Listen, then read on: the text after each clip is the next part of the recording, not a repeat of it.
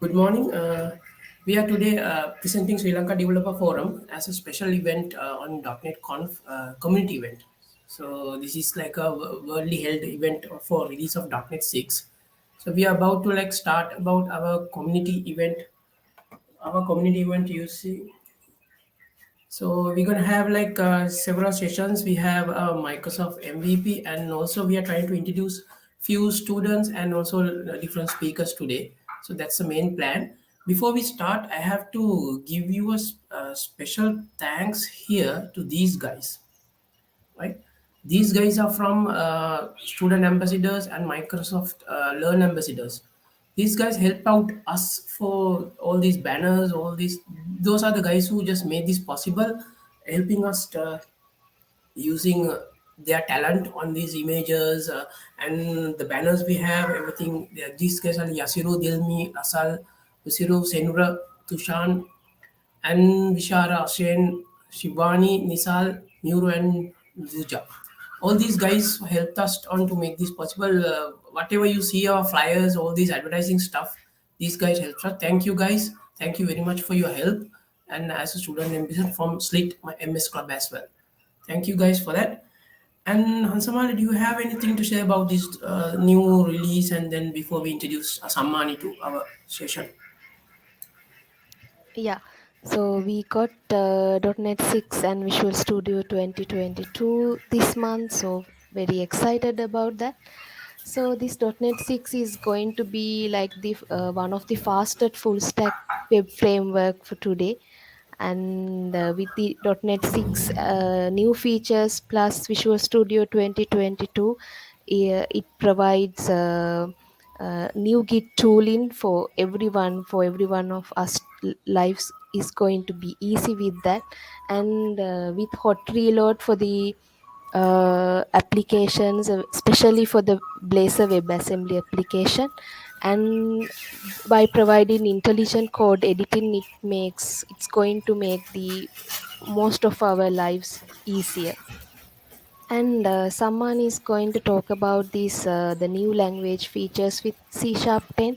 So it's actually going to reduce the amount of time that we have to spend on coding and to start developing something new. So, Fikri, over to you to give the introduction Yeah. to Sammani. Hi, Sammani. Good morning. Good morning.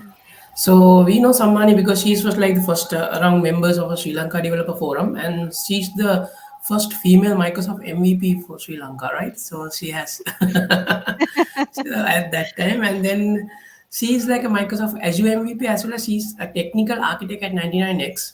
And I let Sammani about introduce about herself a little bit. So she's a well-known speaker here and Sri Lanka and also even the APAC region, and she's talking all these things. She will be talking about write simpler and cleaner code with C#10. Over to you, Sammani. Okay, thank you, Fikri and Hansamali. So I'll take the screen and share my presentation.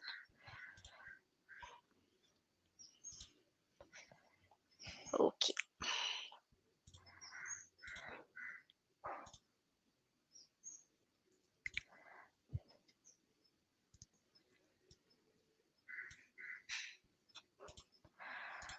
Okay. Hope you can see my screen now. So welcome you all to .NET Conf 2021. So thank you all for joining us. So we have quite interesting set of sessions lined up for today. So keep with us for the whole day. So as Fikri mentioned, these uh, uh, members helped us this event a successful event.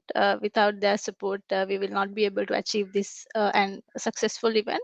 So thank you everyone for all the support that you all have given. So moving into what I'm going to present today. So I will be talking about new language features or features added to C#10 and some new features with .NET 6. If I talk about myself, I'm Sammani. I work as a technical architect at 99X, MVP in Azure, and currently I work in a project with several projects in the company and mainly with cloud and .NET. So let's quickly move into the session. So this is the only slide I have for my present session today, because I will be doing a full hands-on session. There's this early morning, so I thought having a full hands-on session would be interesting for anyone to have a look. So during this like 45 minutes of time, I will uh, talk about new improvements in Link. C Sharp .NET 6 has improved a lot with the Link API. They have added a lot of new features to Link, which which we could write simpler code with when handling with enumerals.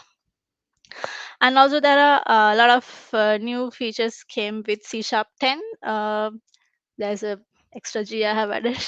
That's with global usings, file scope namespace, null parameter checks, string interrogate with cons. Then there are some date time improvements, lambda improvements, and struct type improvements.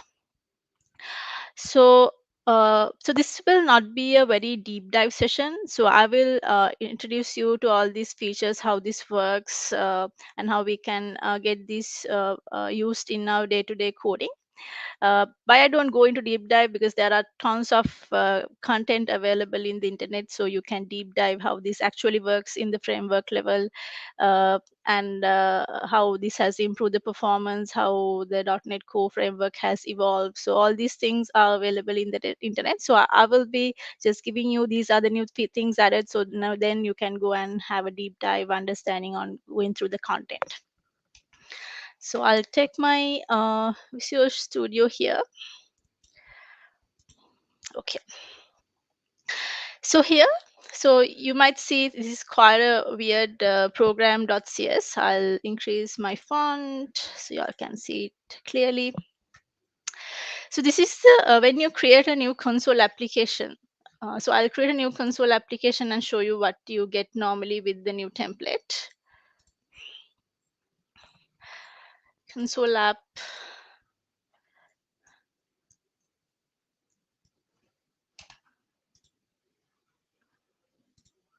And I'll create one. And this is all you get.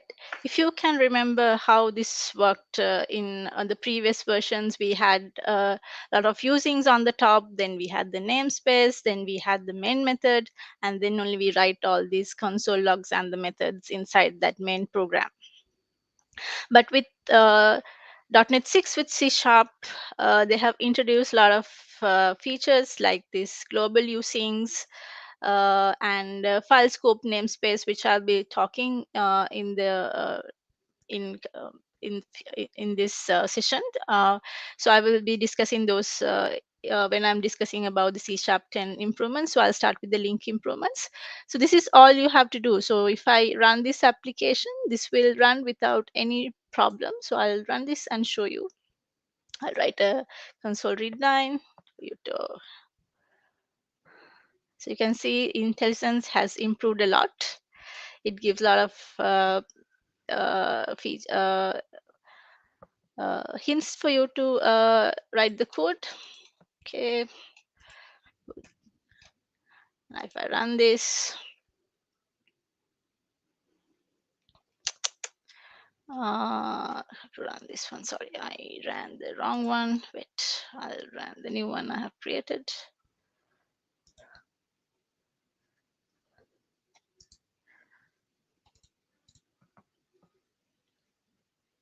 So this is the new program. It doesn't have anything, just console read line, and so you can see it's printing what is there. So this is exactly same as what you had in the previous console main program, but it has reduced so much of code which we had there. Okay, then we'll quickly move into the Lambda improvements, Lambda API improvements with .NET 6. So I'll remove this one. Okay. Now suppose we have a array of names here. Okay, And so I have array of names, and I want to chunk this into two. Like I want to chunk this into two, like saying I want to have Fikri, Hansamali, and Amal in one array, and Kamal, Saman, and Zainab in one array. Okay, so in .NET, before this .NET 6 came in, how we had to do is we had to create our own method to do this. So I'll show that.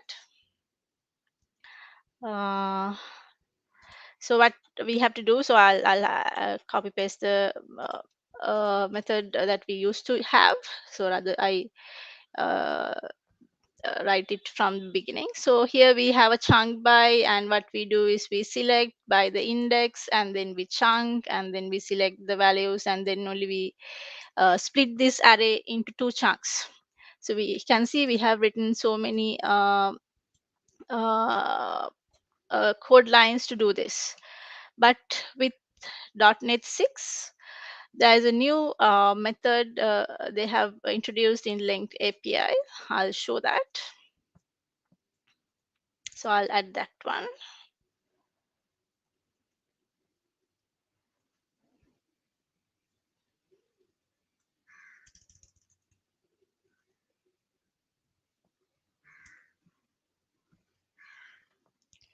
I will chunk it by 3. So it will chunk by 3. So I'll remove this one for the moment, and I'll put toList here just to make it easy to debug. And let's debug this and see what it happens.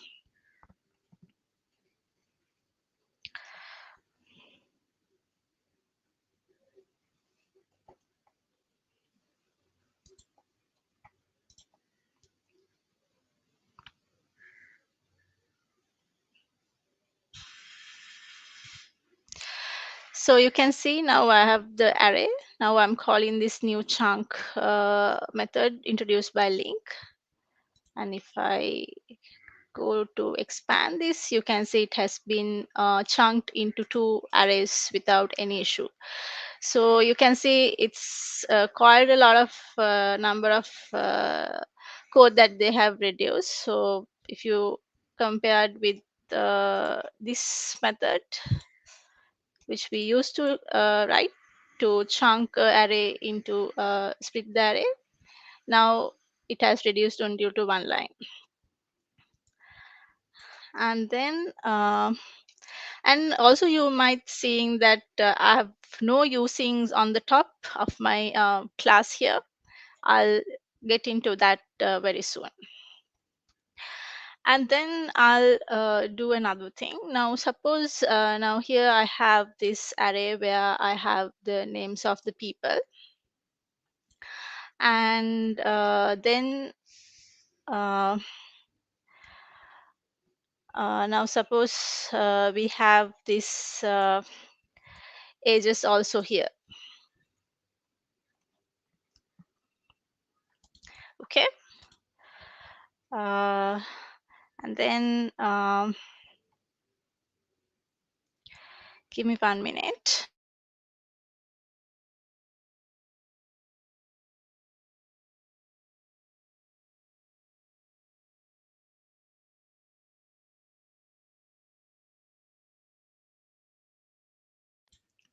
Sorry.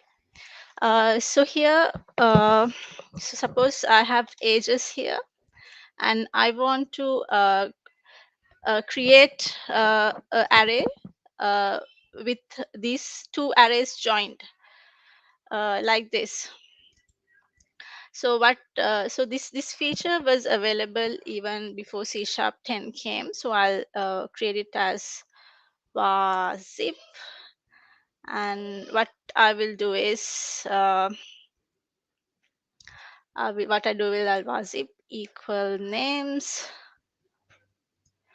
dot zip, and then I will add ages here. So what would this return?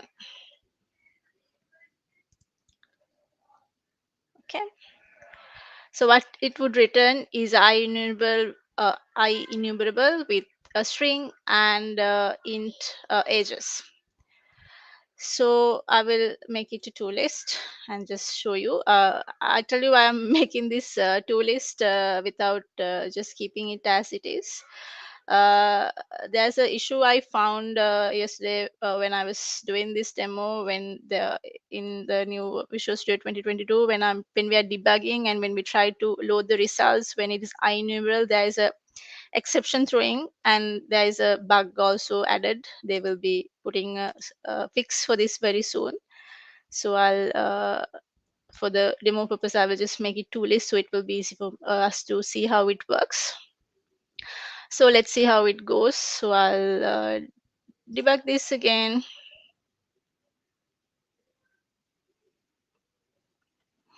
So what we have is names and ages. Now what I want as a result is a list which has the name and age combined. So you can see now I have 6 rows in my list, and which has the name and the age. So it has zipped these two arrays into one. Okay, so what's been introduced in new is that now previously what we could zip is only 2 arrays, and now they give the flexibility where we can zip three arrays together. So I can suppose I have number of years of experience as another enumerable. So now I want to uh, zip all these 3 into one. So in that case, now with C#10, with .NET 6, we can do that. So what I can do is we can add the second enumerable also here, and it will do the needful for us. So let me debug that and see.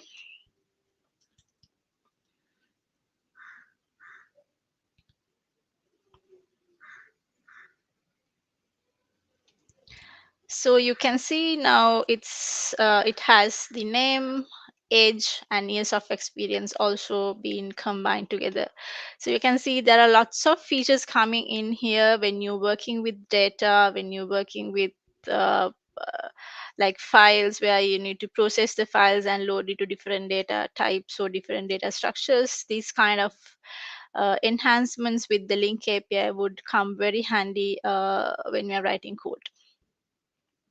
Okay, that's about zip, and there are a few more. Now suppose now I have created a class here, which is employee class. Okay, and then suppose I have name and age for the employees. Okay, and I'll make it as name and age.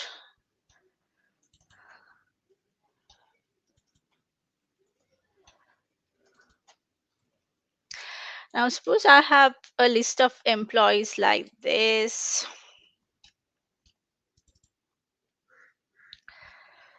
I'll remove this stuff for the moment. We don't need it. Okay. So suppose we have 3 employees called Fikri, Hansamali, and Amal, who has who are in the age of 30, 26, and 18. Now suppose I want to get the person who, I want to get the person who is the most oldest person in the company. So in this case, Fikri is the oldest person in this company. So I'll uh, take this one. So what we used to do is, suppose we want to do it with before C# 10 came in, oh sorry, .NET 6 came in. So how would we do is we'll senior employee, and how would we do is employees dot order by descending for the get the senior person.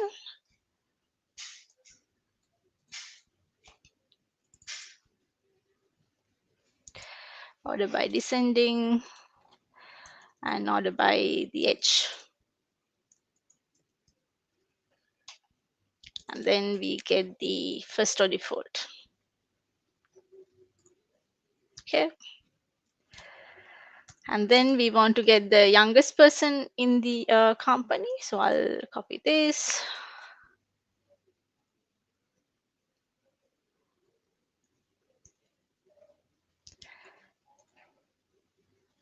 So in this case, it should return Amal. So we'll do order by.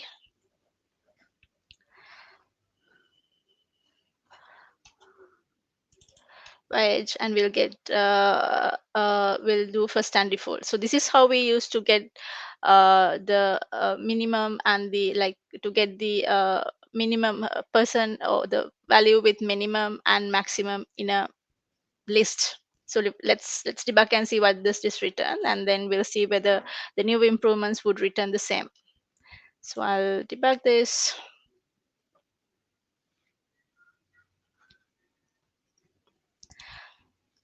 So we have the list, and as the senior employee, I don't have select, sorry.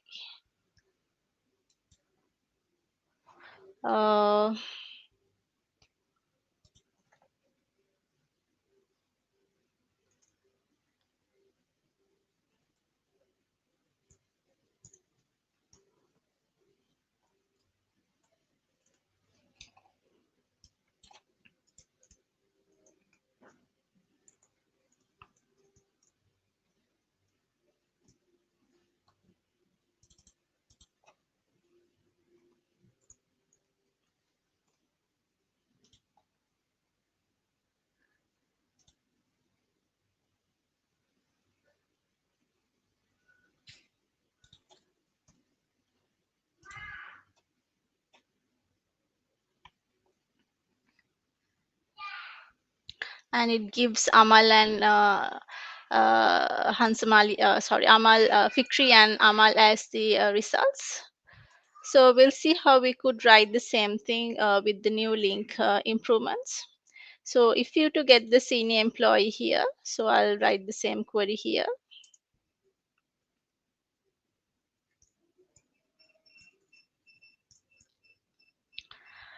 What you can do is employees dot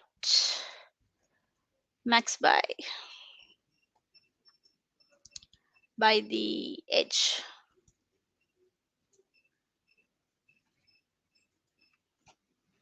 And if you want to get the youngest employee, there is another method introduced into the link API.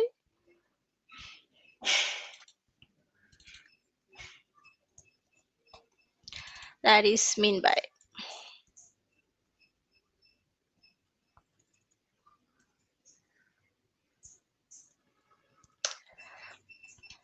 So we'll debug this and see whether it's returned the same values.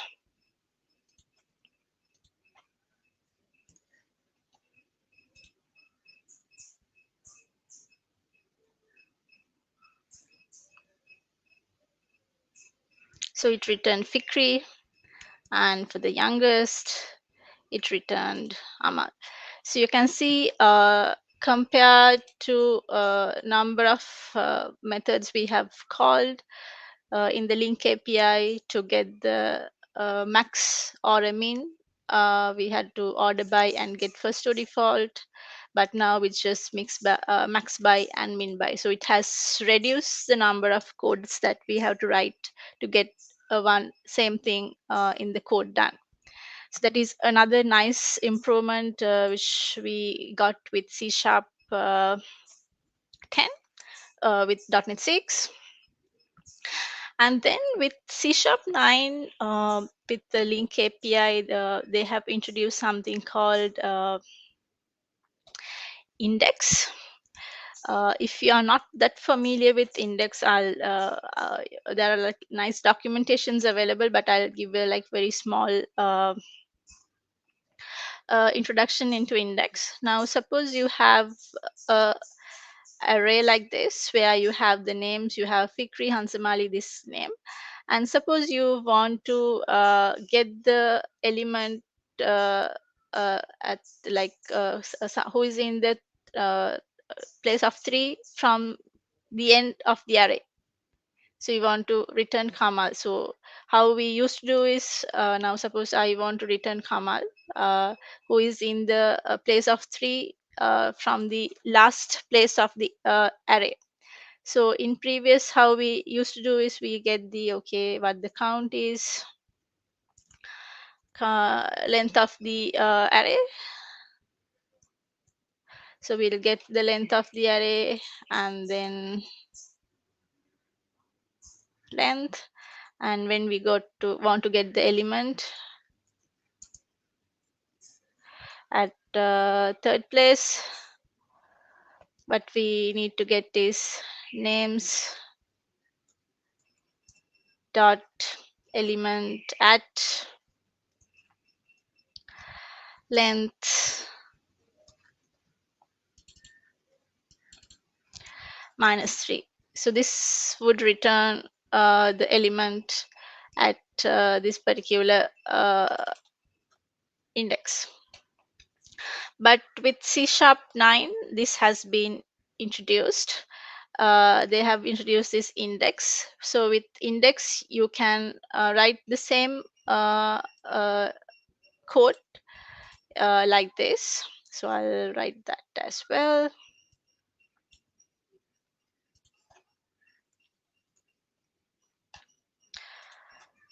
How to be anyway, element at index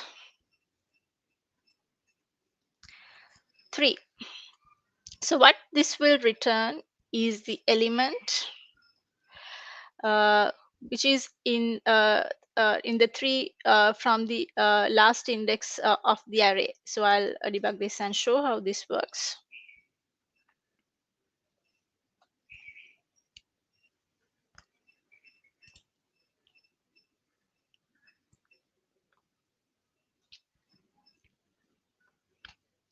So you can say it has returned Kamal because it is the third element from the end of the array. So this index is a quite a useful improvement added in C#. And also you can do a lot of stuff with this when you're handling a lot of data and you want to go get data in different places of your array or the enumerable. And then the other thing is, now suppose you wanted to sometimes we wanted to take a range of data within this enumerable. Suppose I want to get only Amal and Kamal out of now suppose this is a race and Fikri is in first place, Hansamali second place, third, fourth, fifth and sixth. So I want to get the names of the people who got the third place and the fourth place. So what we used to do is like we in before this all these things came in. So I'll take members equal names dot skip. We will speak 2 because we want to get the third place, and then I will take 2. Okay, so let's see what would this return.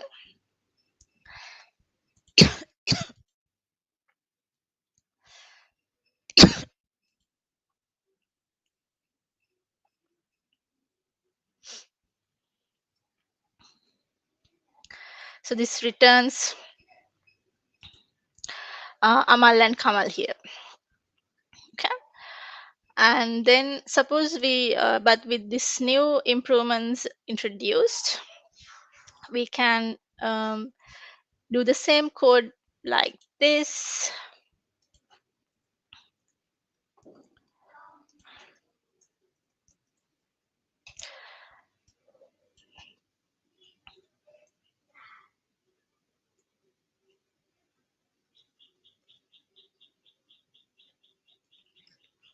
Two to 4. So this is what is called range, which is in C with which is being introduced with C#9. So you can give a range.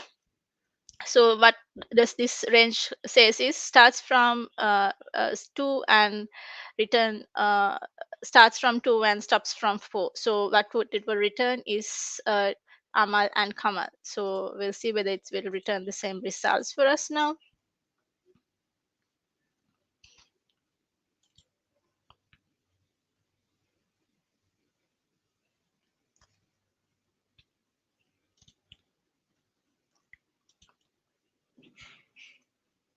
Okay, here I got the same issue. I forgot to put it as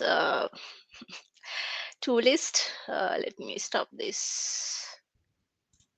This is the issue when you try to load the enumeral in the runtime with the new Visual Studio version. Hope they will come up with the fix soon.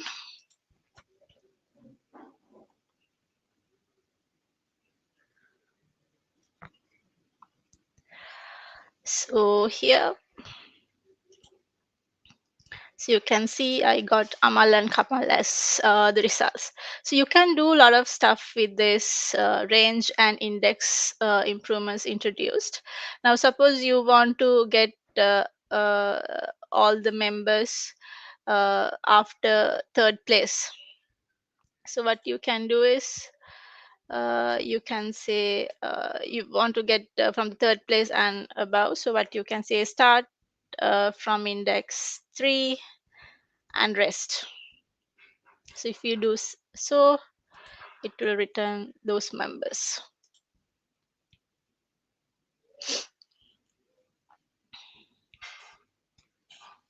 So it has written Amal, Kamal, and Saban. It starts from 3, and then it will return the rest of the people in the list. So if I have added few more here, it will return the same as well. I will put A and B here.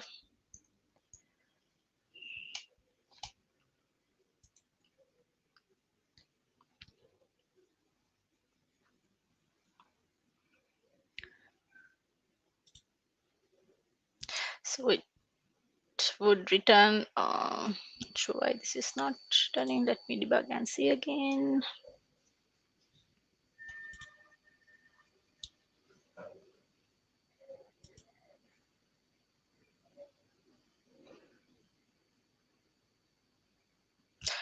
Some reason it's not loading, but it will return all the data from Kamal to B, because it starts from index 3, which is from it will return from Zainab to the rest of things.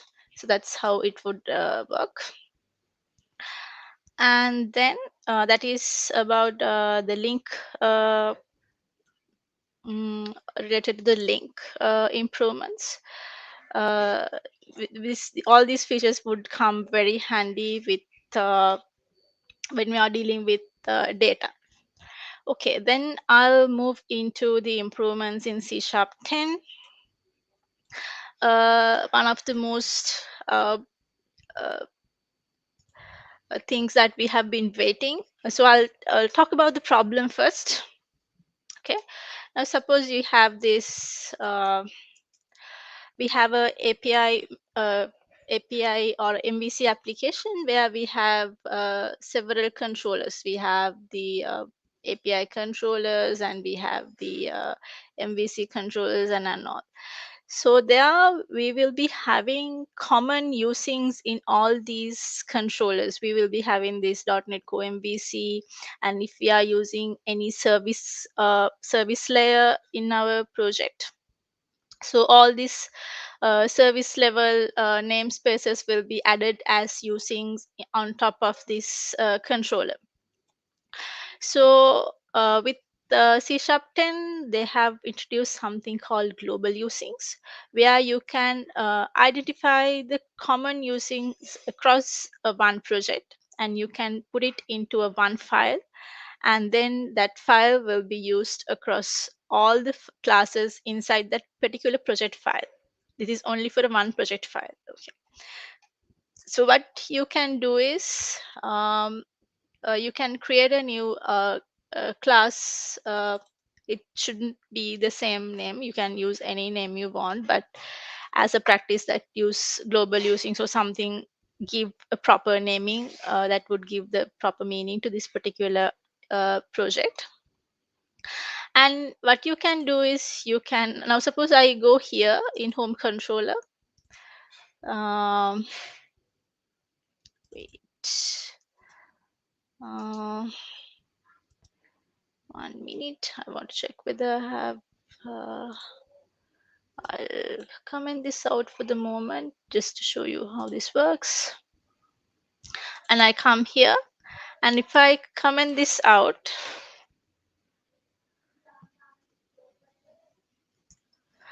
and what it would happen is, now if I uncomment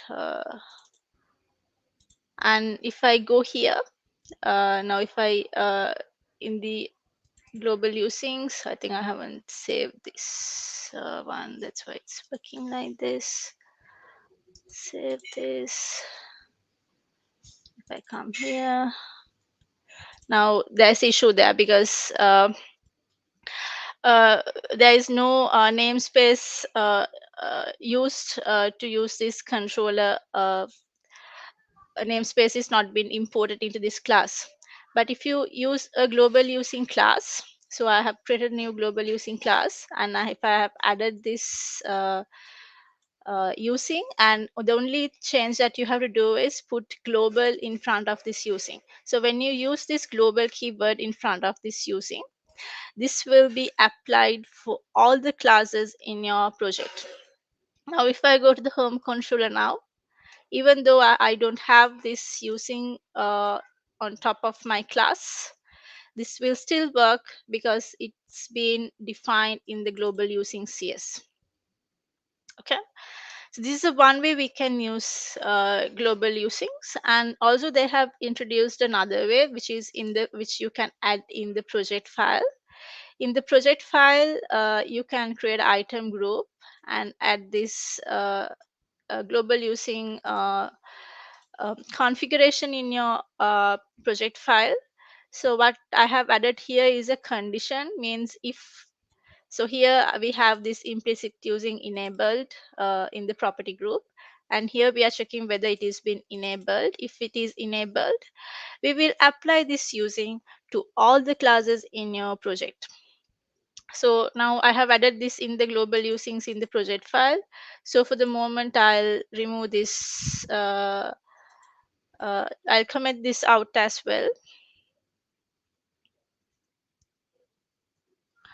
And then I'll go to the home controller now. This still is there without any issue because this global using in the project level is being defined. So there's two ways that you can do here now. You can either use all the global usings in your project file and define everything there, or either you can create a C# class and add all the global usings in one place.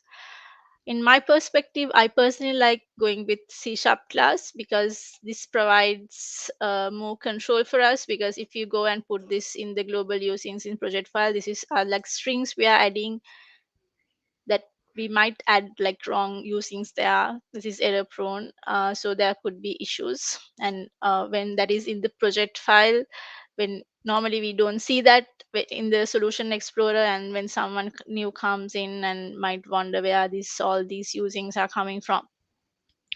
So I prefer going with global using in C#, but it's up to your project and the requirements and how mature your team is, so you can pick anything that you like. That is one. Okay, and then another new feature came in, which is a super duper, I would say. I really love that feature coming in, so we can reduce the indention of your classes. Now suppose I create a new class here,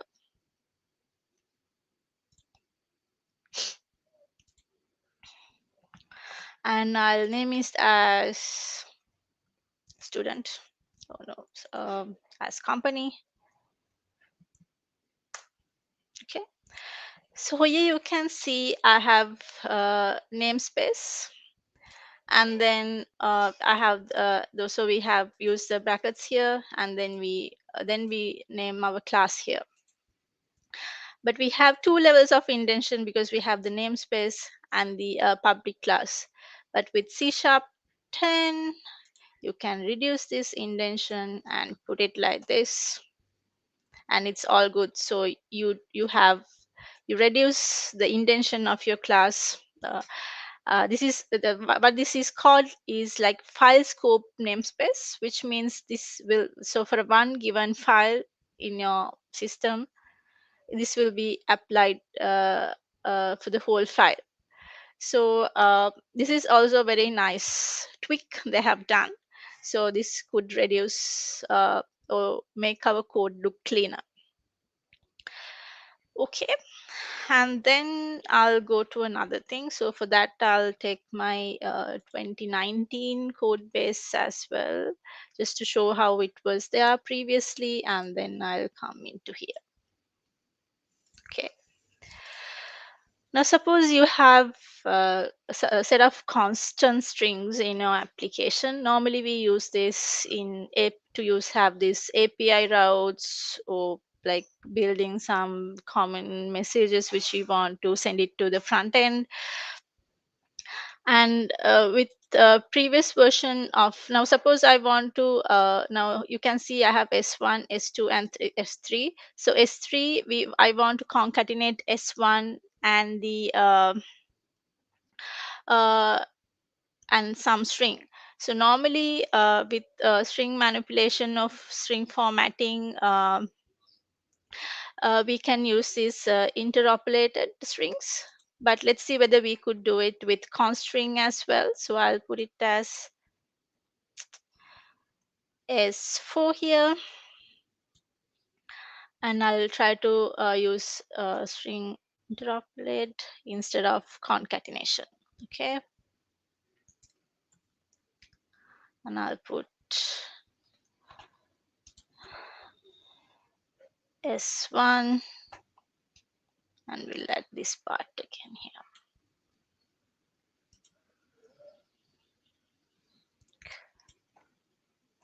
As you can see, that is not possible. It gives an error saying this const strings does not support this. But if I take my, if I copy this one to my C# 10 code here, so I'll go to my program CS, it would be easy for you to show. So you can see it works without any issue. So they support this for the const strings as well. So this will come very handy with the API routes and the messagings that you handle within your application. Okay, saying that, I'll go to another quick feature quickly.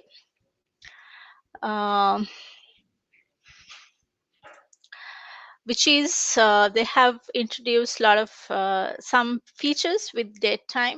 I would say this was a pain for us for a long time when we handle it with date time. We all know, though we want parts of the date, they always come with the whole full string with date and the time. If we want to just manipulate the date part of it, we have to do a lot of coding to get the date part and do the formatting and stuff. I think Microsoft has identified the pain that we had, and they have introduced new data types here. I'll do that as well. So suppose previously when we define a date time, what we do is we put date time today equal date time dot now. Okay, so what this will return, this will have the date part as well as the time part. Now suppose I want only the date part of today's date. So they have introduced a new data type called date only. So date only. So you can create it like date only from date today. So let's see how what does this returns.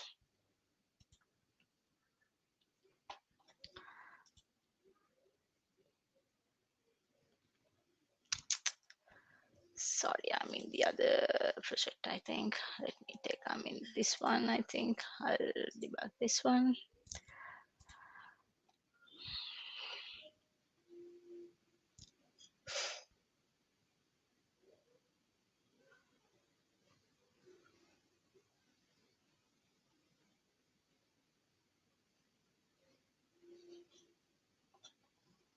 Have a read line on the top, I'll remove that.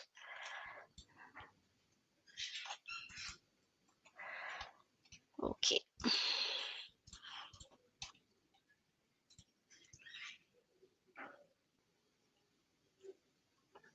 Okay, if we got date time like the previous versions, so we will get all the date time related data. And if we got date only here,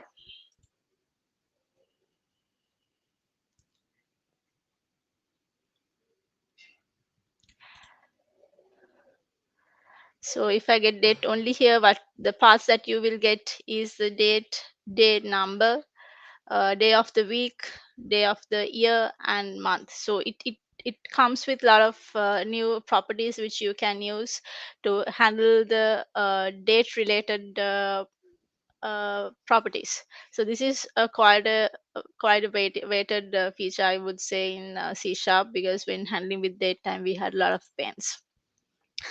With that, they have introduced another new data type which is called time only. So I'll use like, and if I go to today and get this part,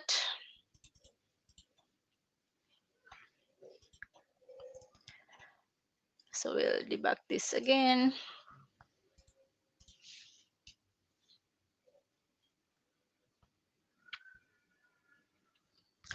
So this has date and time, this has only date, and this will have only the time part of it. So it has hours, milliseconds, this same as we used to have with related to date time, so you can date everything.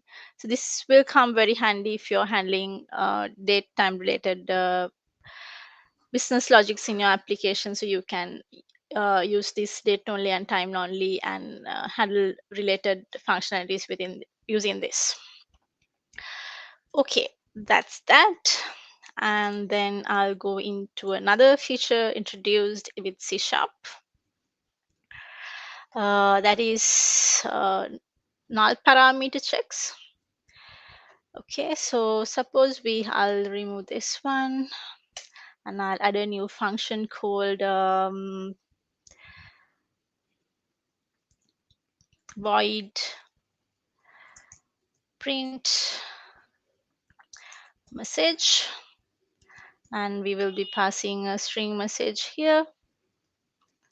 And what we will do is we will console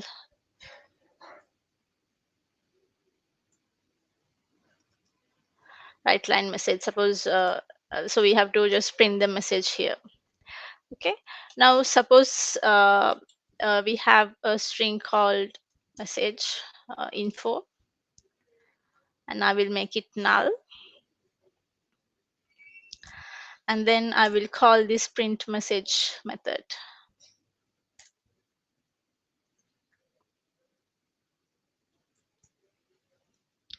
and I will put this info into this.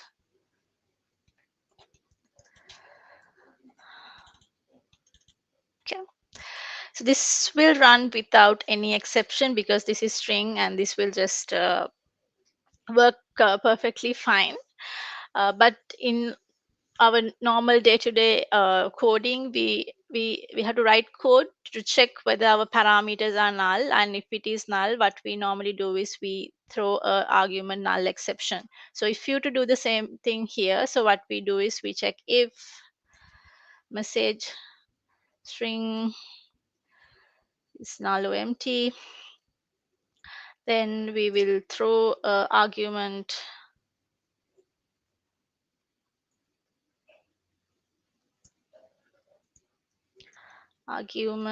null exception,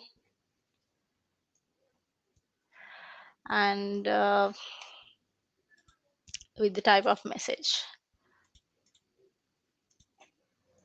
Okay, so this is what it will happen. It will throw exception if the message is null, and then only that it will print the line there.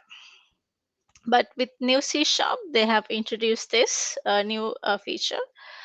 So you can do the same thing with one line like this. So I'll put it in here.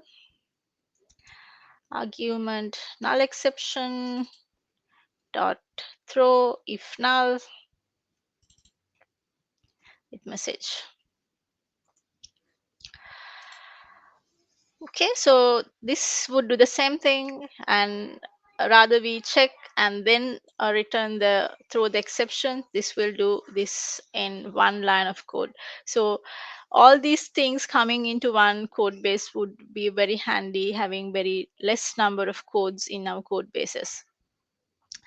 Saying that, there is only, I think, one more thing that I want to show, which is the improvement in the lambda expressions. I'll show that as well. So in now suppose I have a I'll take this code. Okay, so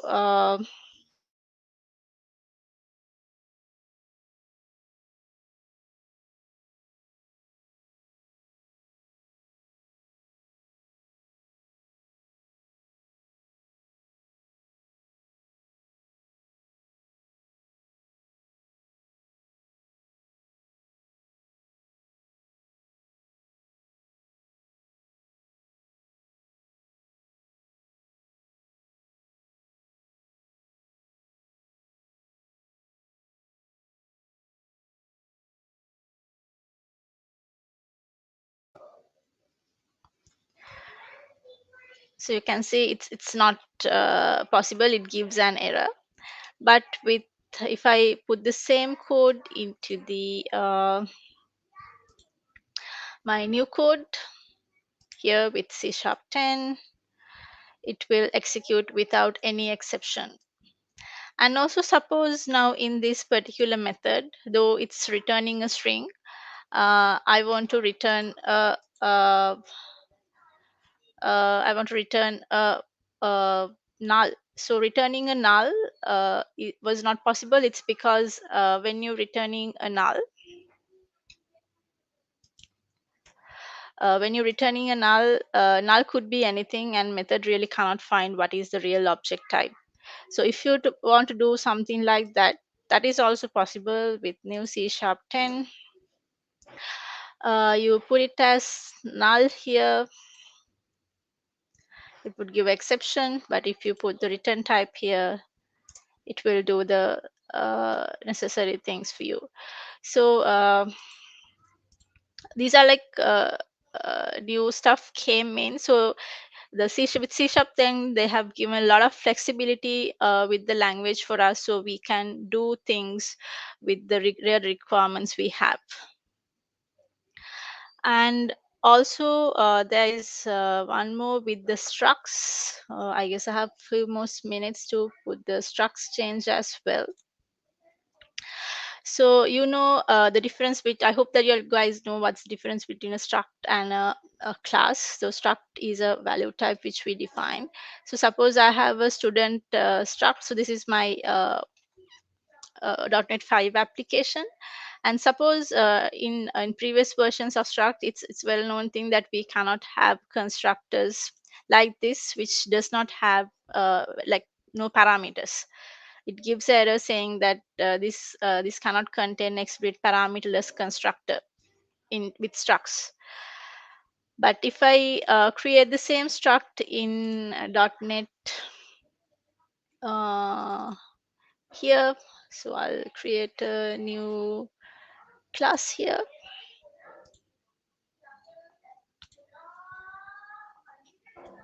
I'll put as student. Okay, and I'll remove all these. And if I go and copy paste same code here with a parameterless struct,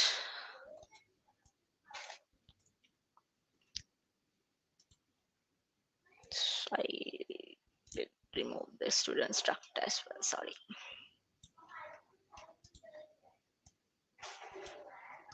So you can see it allows you to create a parameterless struct as well. So you can add some default values for your struct, and then we can call the struct with your application with the related values. So these are like very handy features came in with .NET 6 and C# 10. And there's one more feature. I will not go to a demo of that. When you have time, just go and look at it, which is very handy when you're working, when you like in the middle of your code, which is called hot reload. So you can do the changes while you're developing, and you can see the changes in your whatever the output application. So it is like a very live code where you do the changes and you see that not that you stop the application, you do the code and you debug again and then you see it again. It's not like that. So it's with a lot of features, this hot reload.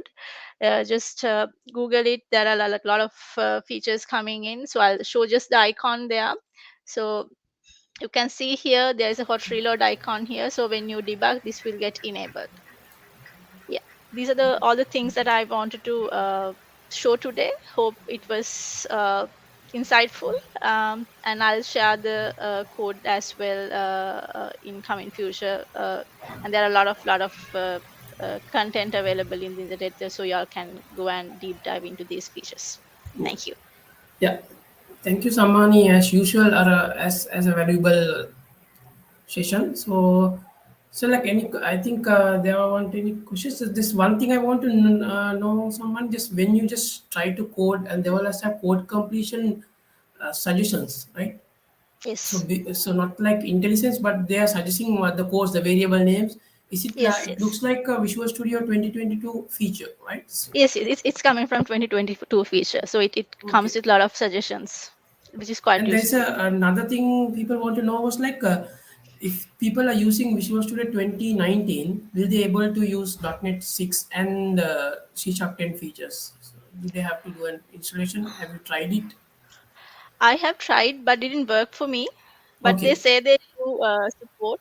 I might have So not done the yeah, I properly. also tried it because I haven't got any supports. It's better. It's use Visual Studio 2022, right? 22. Yes, I also Yeah. tried, but didn't work. If people are willing to try that, so there is a like Visual Studio 2022 communication, which is free. It's similar Yes, to professionalism. People can even download and use it. yes. So thank you, Sammani, for your like nice session. So thank you very much, and Thank. so we'll go for the next one. Okay. So I'm going to add Ajit from Ascentic today. So he's going to talk about. He's going to do a small introduction about him. But I introduce about him like is Ajit, and he's a senior tech lead at Ascentic. So he's going to talk about today on Blazor, right, Ajit? Yeah, yeah. Hi, Fikri. I hope Yeah. can you hear me? Yeah. Uh, So and yeah. Ajit is a new speaker for our developer forum. So I hope to see him like more on future sessions as well. So he's a very technical guy. So over to you, Ajit. You can just start. Okay. Thank you, Fikri. Let's start.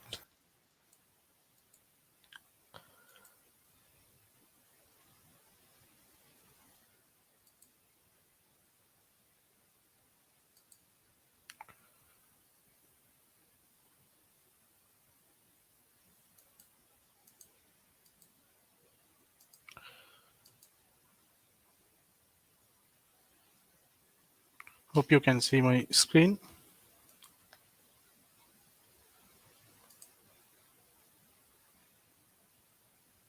Yes, it's available. Everybody can see it. Okay. Thanks. Can you see the PowerPoint? Yep.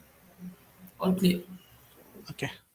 Okay. Let's start. Uh, Today I'm going to talk about one of the powerful features that comes with the .NET ecosystem, that is Blazor WebAssembly, and also I'm going to cover some new features that comes with .NET 6 updates.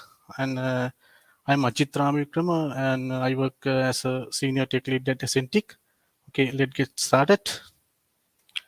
And this is the agenda for today. And firstly, I'm going to cover what is Blazor and how it works. This is for the people, those who new to the technology and does know how it works. And if you already know about this Blazor and plays for 10 minutes with me, I won't spend much time on this. And secondly, I'm going to quickly go through some new features that added by .NET 6 updates. And the third part, that is the actual topic that I'm going to discuss today, how to deal with the client-side relational database with C# and Blazor WebAssembly in the client side.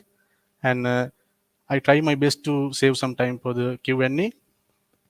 Let's start. And what is Blazor and how it works? Before we jump into the Blazor, let's see how the other web technologies and web architectures works. First one is my left side called client service architecture, which was widely used in a decade ago. And this architecture, user make a request to the web server, request in web page, and server process the web page and response to the client in form of HTML. Sometimes it uses database, sometimes it doesn't. And mostly using technology for this is ASP.NET Web Forms, MVC, and Java Server Pages. And in this model, the disadvantages is it creates a huge load on the server, and when it connects thousands of users, server getting exhausted, and there are scalability limitation, but it's still most of the legacy systems are using this technology. And the second one is on my right hand side, it's a single page applications.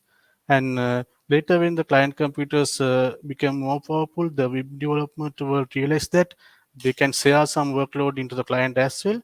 So in that case, single page applications came into action. And this in this model, JavaScript work in the front end and interact with the DOM. And when user trigger in an events, JavaScript send a request to HTTP response to the server, and server generate the response and send back to the client. And JavaScript again manipulate the DOM according to the request. So mostly using pattern here is HTTP RESTful API and JSON, and Angular, React, Vue.js, and Svelte.js are the big four in this business. And then what is Blazor? Blazor is a framework for building interactive client-side web UI with C# and .NET. And it is built on open web standards, and it provides component-based UIs similar to Angular, React, and Vue.js and other JavaScript frameworks. And it's providing two hosting models. I will come to that in next slide. And it's a part of the web development family on ASP.NET Core. It has, as you can see in the slide, it provides in web UI side, it provides MVC, razor pages, and signal page application support. And MVC and razor pages will be covered by my fellow colleagues later in today. Stay tuned for that, and that would be an amazing presentation. And okay, so how Blazor works? As I mentioned in the previous slide, Blazor has two hosting models. One is Blazor server side, and other one is Blazor WebAssembly. So Blazor server side, which is C# and .NET code running on the server, and Blazor WebAssembly and C# code and .NET runtime and related components are downloading into the web browser, and it's running on the top of the WebAssembly. WebAssembly is a binary instruction format for a stack-based virtual machine. That is, the definition comes from webassembly.org, and it's a compiler target language that convert languages like C#, C, C++, Rust, Golang into binary format, which can run inside the browser. All the modern web browsers today support for WebAssembly. It supports all the web standards, and it is considered as the future of the web development. In the WebAssembly model, so first you go to the web page, is download all the necessary component into the browser, compiled into the WebAssembly, and it download to the browser. And it may include .NET runtime and your application DLLs and .NET standards. So then it works on the browser. In the server-side model, so when you connect to the, when you request a web page, it server response web service, and then establish a signal or connection between the browser and the server. All the subsequent requests will be handled by the signal R from browser to server and server to the browser. And I will show you a side-by-side comparison of these two models.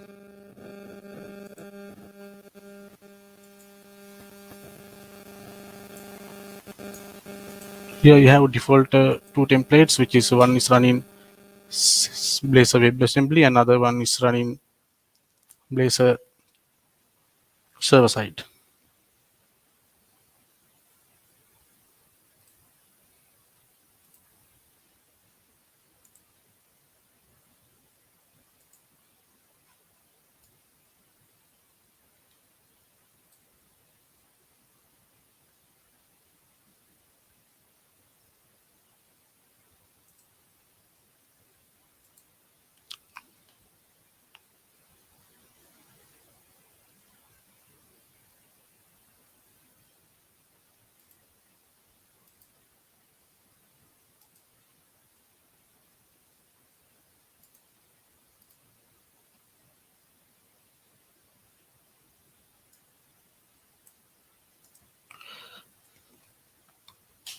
So this is a Blazor WebAssembly application.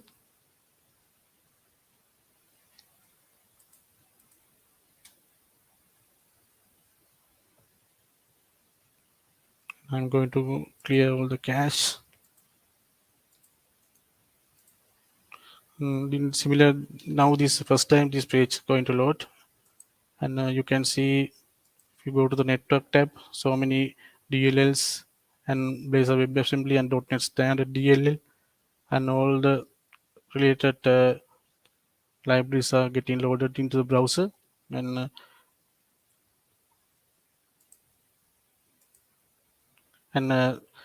another special thing is .NET 6 updates. They have Microsoft has reduced this size into 274 kilobytes, which is a considerable improvement when comparing with the previous version. Previously, it was taken like 1.5 MB or 1.6. Now it's they have reduced it to 274 kilobytes, and now once everything loaded into the browser, like it will use the powerful features of Blazor WebAssembly. If I run the server-side application, it's a bit different.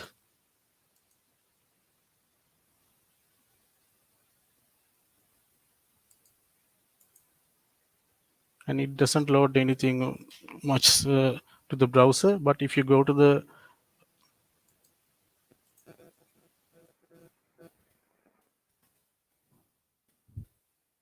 it doesn't download any DLLs. But if you go to the WebSocket section, you can see WebSocket has been opened. And if you go to the page, and if you go to the navigate to the other pages, and if you try to click this button, this code running in the server, you can see WebSocket requests going and back and forth to the server. So that is how two models are working. And now I think there are so many improvements in the Blazor WebAssembly side. So we can see the download size has been reduced. Previously, it was some bottleneck for the technology. And let's get back to the PowerPoint again.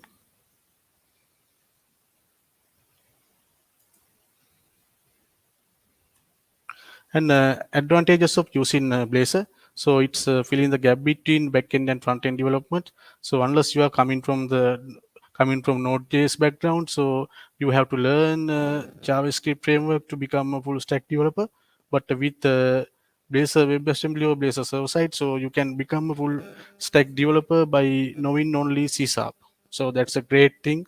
So for the C# developers, and using Blazor, you can share the application logic across server side and client side. You can use same logic in the server side, client side as well. I will show in the presentation. And it can get the benefit from .NET performances, reliability, and security. And it provides JavaScript interrupt. And JavaScript can communicate with .NET, and .NET can communicate with JavaScript. It works both way. And it's can be interacted with lower level languages such as C, C++, Rust, and Golang via Blazor WebAssembly. And it is open source and a large number of activity contributors to the project. And that's a great thing. And it provides a rich set of free and open sources UI components. And if I take some examples, there are commercial versions like SyncFusion, Infogistic, and DevExpress. And also there are some free and open source UI tooling like Ratson and Mudblazer, and Microsoft also provides its own UI components called Fluent Web UI. And so next I'm going to go through the what are the new features added to the Blazor with .NET 6. So it provides as usually hot reload. It provides all the technologies in .NET ecosystem. And for the Blazor, now Microsoft has provided error boundaries, which is you can wrap your component around error boundaries and to handle so errors on unhandled exceptions. And it provides state persistence even in the pre-rendering. So it your state will persist even in the preload. Sorry, not reload. And it provides AOT compilation and runtime relinking. So AOT compilation is very important when it comes to CPU incentive operations like playing games and graphic designing. So nowadays, most of the famous games have supported to WebAssemblies. So I will share some links with you. You can play games in Blazor WebAssembly. That's a great thing. And runtime linking, it's automatically reducing unnecessary packages when you publish in the application. And the next one is it support native dependencies, which is you can deal with C, C++, Rust, Golang, and like low-level programming languages in the web browser. It's a great thing. And it's can be rendered component from JavaScript, and also Blazor component can be rendered in other JavaScript application as well. And it provides a dynamic component rendering facility and JavaScript initializer. And that's mean you can initialize JavaScript when the application is start to after the application is start. And it writes JavaScript module per components. And it provides required parameters. So when you use parameters through the components, you can make it required, and otherwise it will raise compile errors. And handling is query string parameters, you can manipulate the query string on the address bar using C# code. And it's influence the HTML head. You can manipulate the HTML head as well in each and every component. And it provides better SVG support. So here we are coming to the actual topic of the presentation. It's called Blazoride WebSoap. And here I'm going to show some powerful features of Blazor WebAssembly. Okay, I have a demo for that. Let's move into the demo. This is a scenario.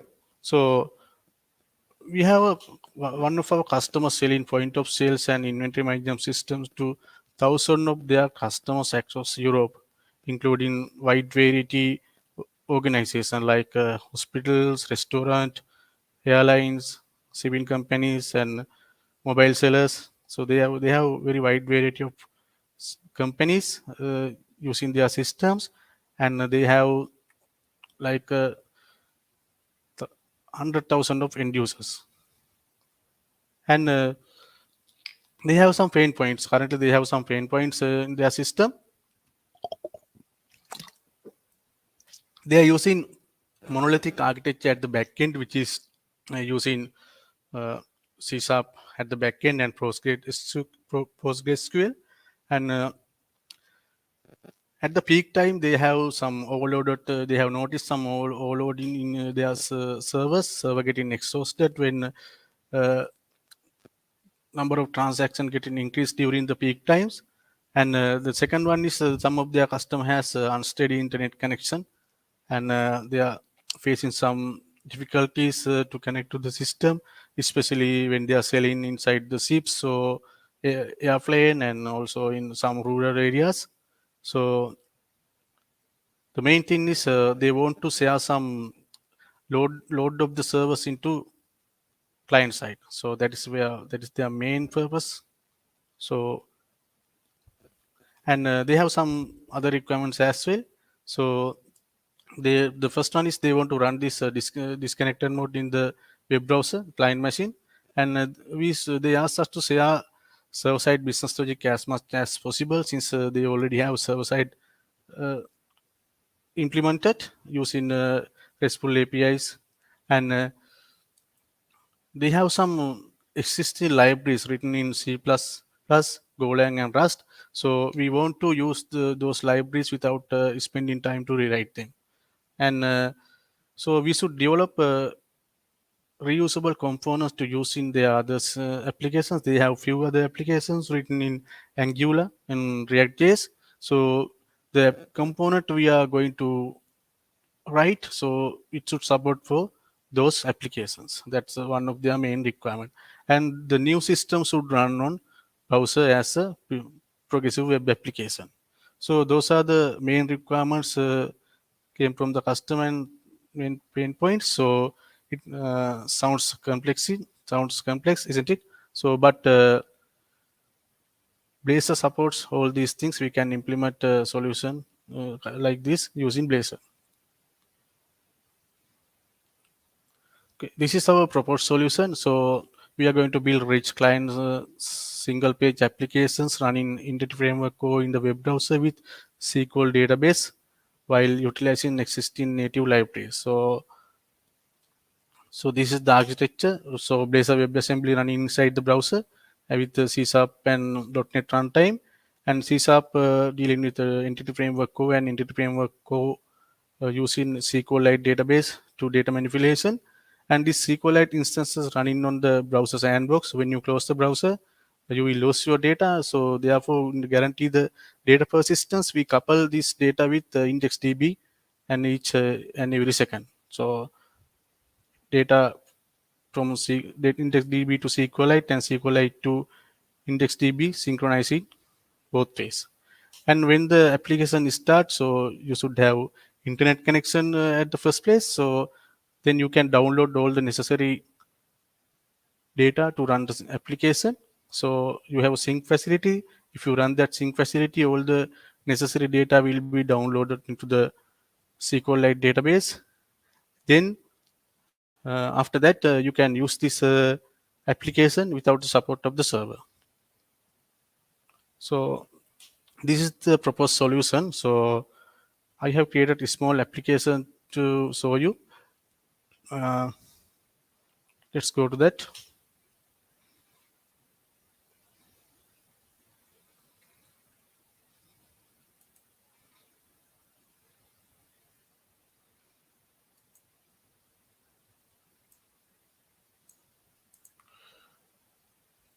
This is the backend API, so I'm not going to talk about this. So this has been used REST API at the front, and we have used clean architecture.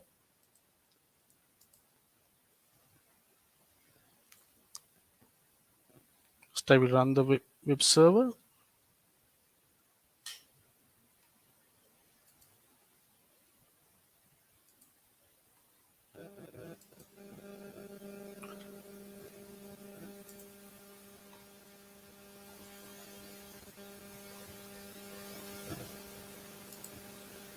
And in the client application, developed using Blazor WebAssembly. And here in the client side also, I have used 90% of business logic of the backend.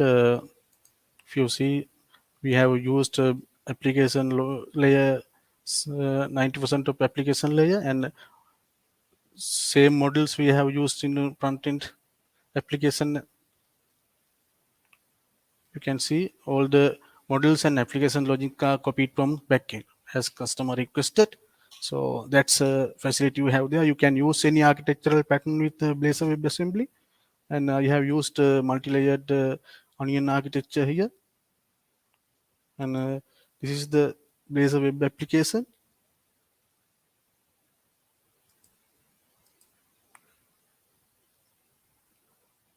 And this is the starting point of the application. And these are the things that comes with Blazor by default. So here I have some configurations in the application settings, which is located in www root. So I'll keep the API base URL and the SQLite database name here. And in the here I have converted all the application settings into a SQLite type object, and this is where I connect with the SQLite database. So in normal .NET application, you usually use a DB context, but here if you are using the dependent injection with the place application, you have to use this pattern. Otherwise, dependent injection won't work. And my service registrations. And here, so as I mentioned in the PowerPoint presentation, so we want to persist data even in the browser close so unexpected crash. So here, what we have done is we have a JavaScript file that dealing with index database. So when the application is start, we are copying data from IndexedDB to our SQLite database. That case, even if you close the browser, even if you crash your system, your data will not be lost. And also in this part, so whatever the things you are adding or updating into SQLite database, we are writing to the IndexedDB in each and every second in order to guarantee the data persistence. And we call this JavaScript file at the startup of the application. That's an example of one of the powerful feature of Blazor WebAssembly. You can call directly into the JavaScript functions using .NET code, and also you can use the other way also. It works other way around also. And here I create DB instances, and I create the database. If database is not created, if the SQLite database hasn't been created in the browser, I create the database using this, calling this ensure created async. Okay, let's run the application. And before that, I will go through the folder structure. And under the pages, you have all the pages. In WebAssembly, you have two type of components, and routable components and the non-routable components. All the routable components I have included here. And routable component means the components that you can navigate through URL or by clicking a link. Non-routable components mean the components that are using inside the routable components. Those are the small component reusable components. And in the shared library, you have shared folder, you have layout, main layout and navigation menu, and import traces. This is where you define your all packages, and this is very similar to global using in C#10. And along with this, I have used global using as well to include my application layer, domain objects, and other third-party entities, libraries.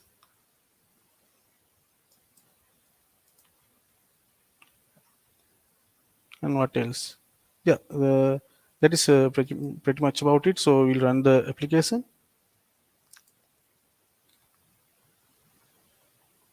And debugging is possible in Blazor WebAssembly, but if you want to debug, the debug mode hot reload won't work. But if you want to hot reload work, and you have to run without debugging by pressing Control plus F5. Here I'm going to debug.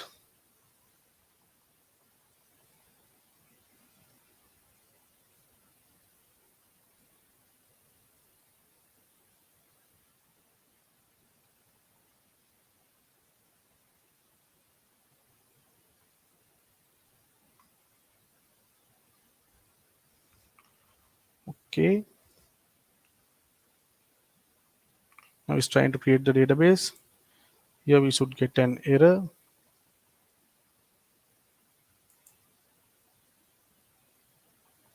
Yeah, we got an exception.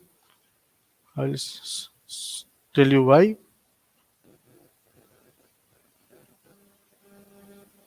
Because it's trying to access this DLL, SQLite DLL. And if you go to the NuGet packages,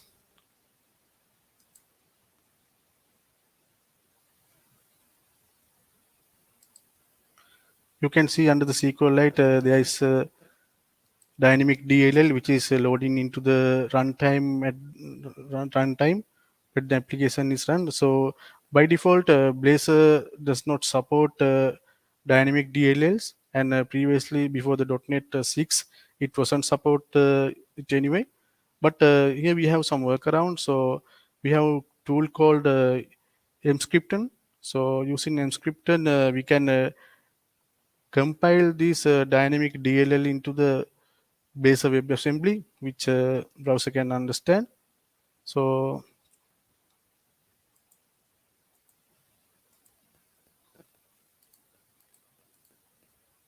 my web browser is not opening. Let me to correct that. Okay, sorry about that. And so if you go to the mscripton, so you have a great tool to convert your low level language into Blazor WebAssembly, and I will show you how to do that. So I have downloaded mscripton into my local folder. If I go to projects, yeah, here, and this comes with .NET, Visual Studio 2022. If you installed Blazor debugging tools, and it will automatically install with the Visual Studio. Otherwise, we have to download it manually. I have downloaded it manually, and also I have downloaded SQLite source code, which is written in C. This is SQLite source code, and I'm trying to convert this SQLite source code into Blazor WebAssembly using mscripton. To do that, you have to open a command prompt, and you should put your this current path with mscripton.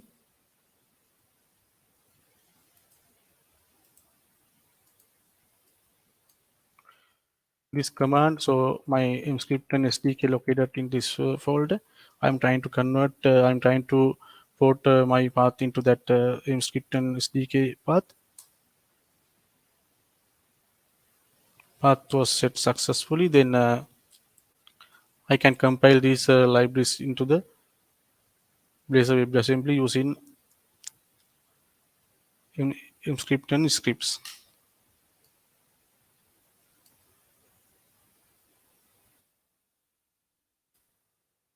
And this is the command for that. I think you guys can see my screen properly, and I hope it's large enough.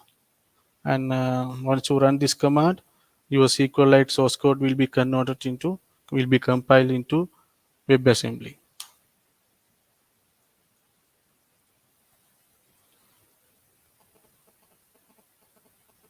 Yes, it's done with some warnings. You can ignore those warnings, and this file was created. That the exact error we got when we running the application. It said that file is missing. Now we can include that file into our application folder.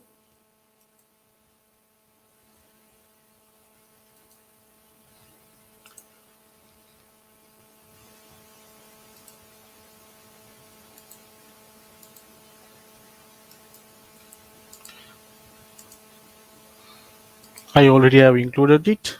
If you go to the native libraries folders, I have compiled and included that SQLite WebAssembly built with Mscripton, and still it won't work because you have to reference these native libraries into your project using native file references. These are new features came with .NET 6. You can include native file references to your project, and it will package into your Blazor WebAssembly. And if I save and run this, compile this project again,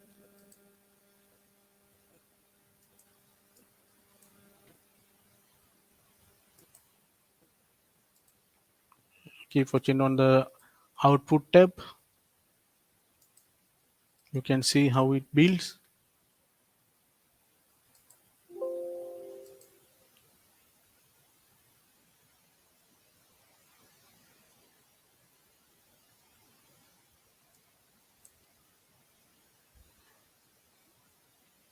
And since it's packaging everything together, it will take a few seconds. As you can see, it's linking with the EMCC, and it's trying to convert that native library into WebAssembly. Yes, that is optimizing .NET WebAssembly. Yeah, now this should work.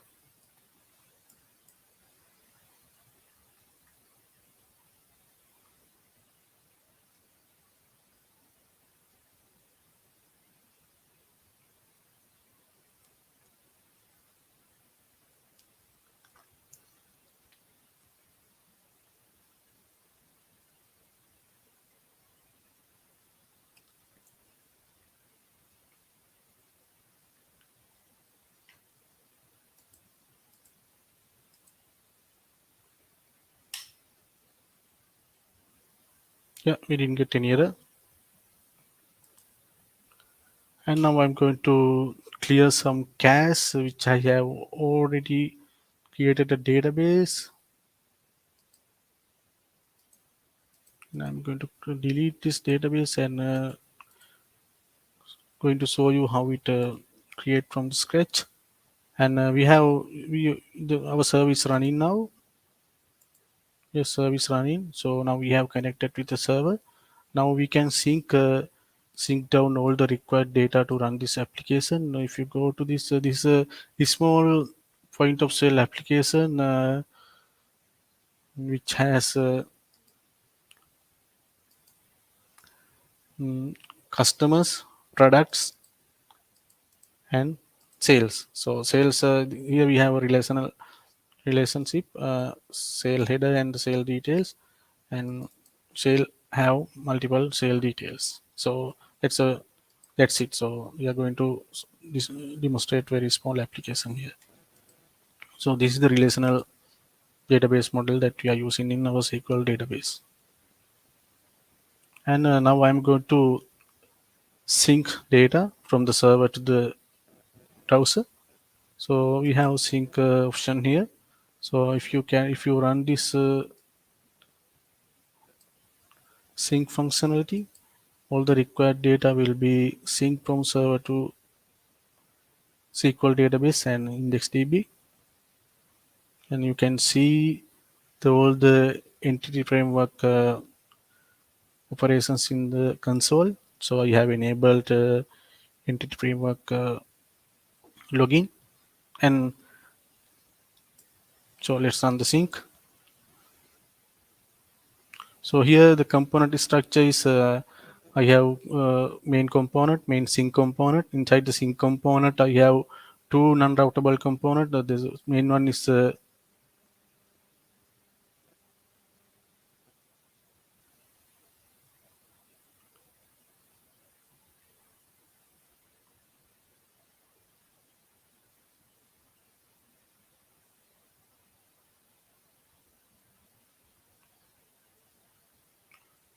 sorry. Pardon me. I think I have to refresh the database because application is already started and I deleted the database after application start. So I have to start it again and then I should run the sync.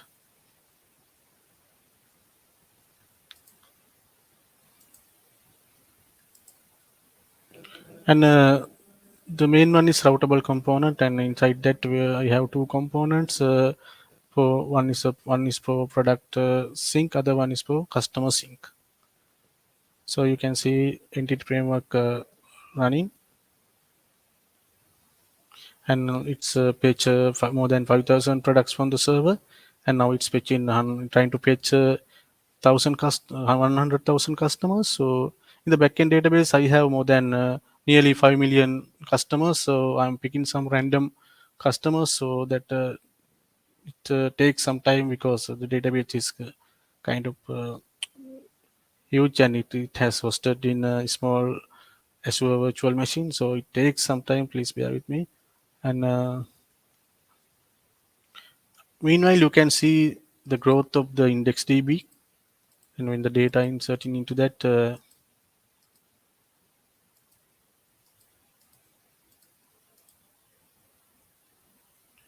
see, it's grow by each batches,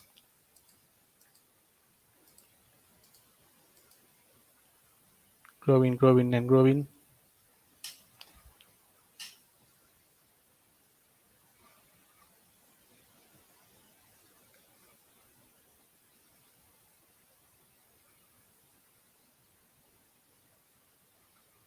And here I have used batch update instead of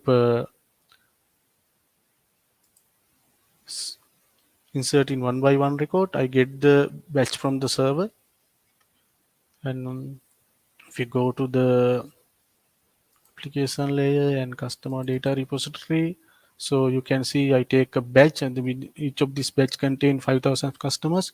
Here I'm not using entity framework. I'm using normal ADO.NET command and creating a batch insert here. Or if it update if the record exit, otherwise it insert new record.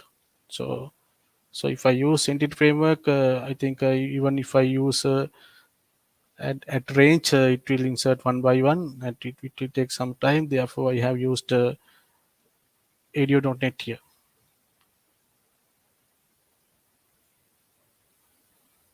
I think it's still running. And you can see the size of the index database. It has been grown again. Yeah, now it's completed. And if you go to the product catalog,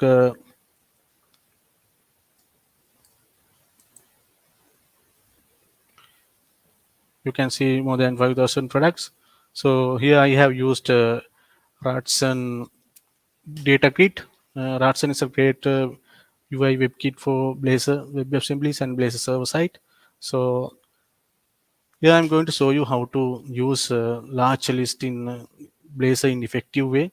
So now I can, since I have downloaded all the data from the server, I can disconnect my server application. So I can stop this.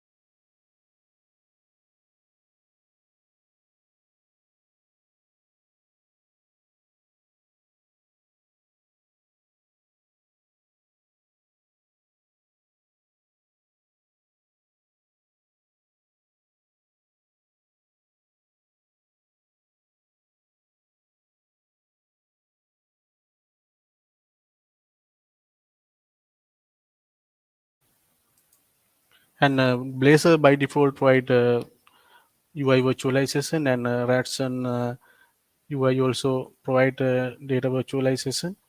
So if you can see, I can scroll like very smoothly. So it loads all the data from the client-side database. You can see entity framework queries are running inside the console, and it won't take more than few milliseconds. And you can search. So I will go to the customer. It is larger than this one. It has 100,000 records. So that's also very smooth. So I can't see any UI lag. I'm not sure how it appears to you since I have shared the screen. So to me, it's very smooth. And even if you tried this searching function, it's very quick. Yeah. For all the scrolling, it use data virtualization, then we'll be calling to the entity framework SQLite database.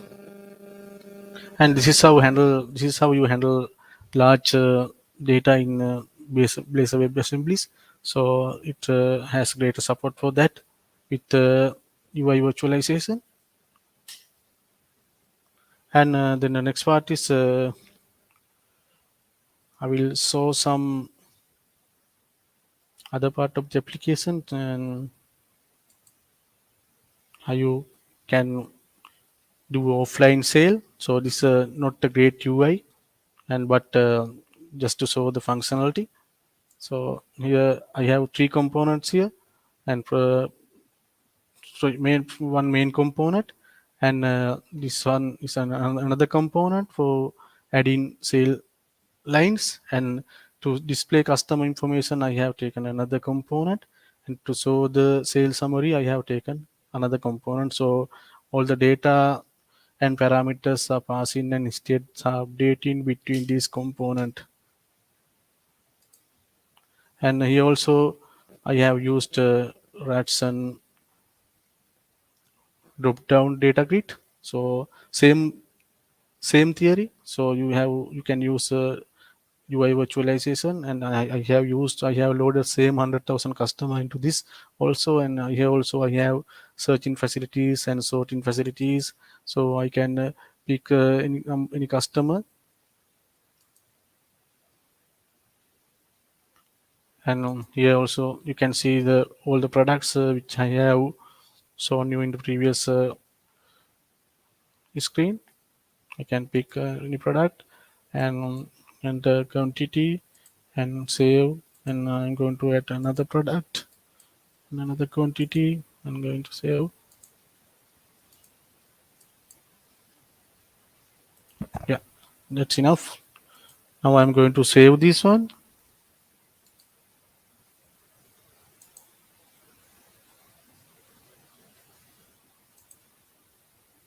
Yeah, it's successfully saved to local SQLite database. And here, then if you go to this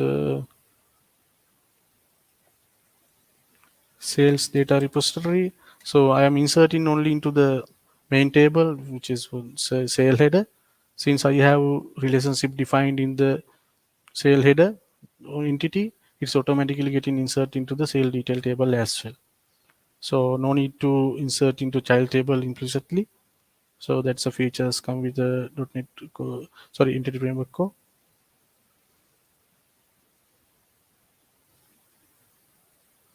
And then the connection come back to the server. You can sync these locally saved sales into the server.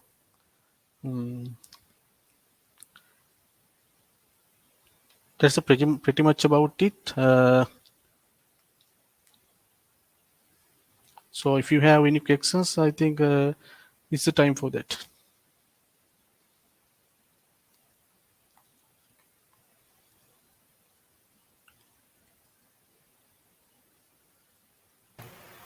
Thank you, Ajit, for your just the nice demonstration. I think just add some audio as well.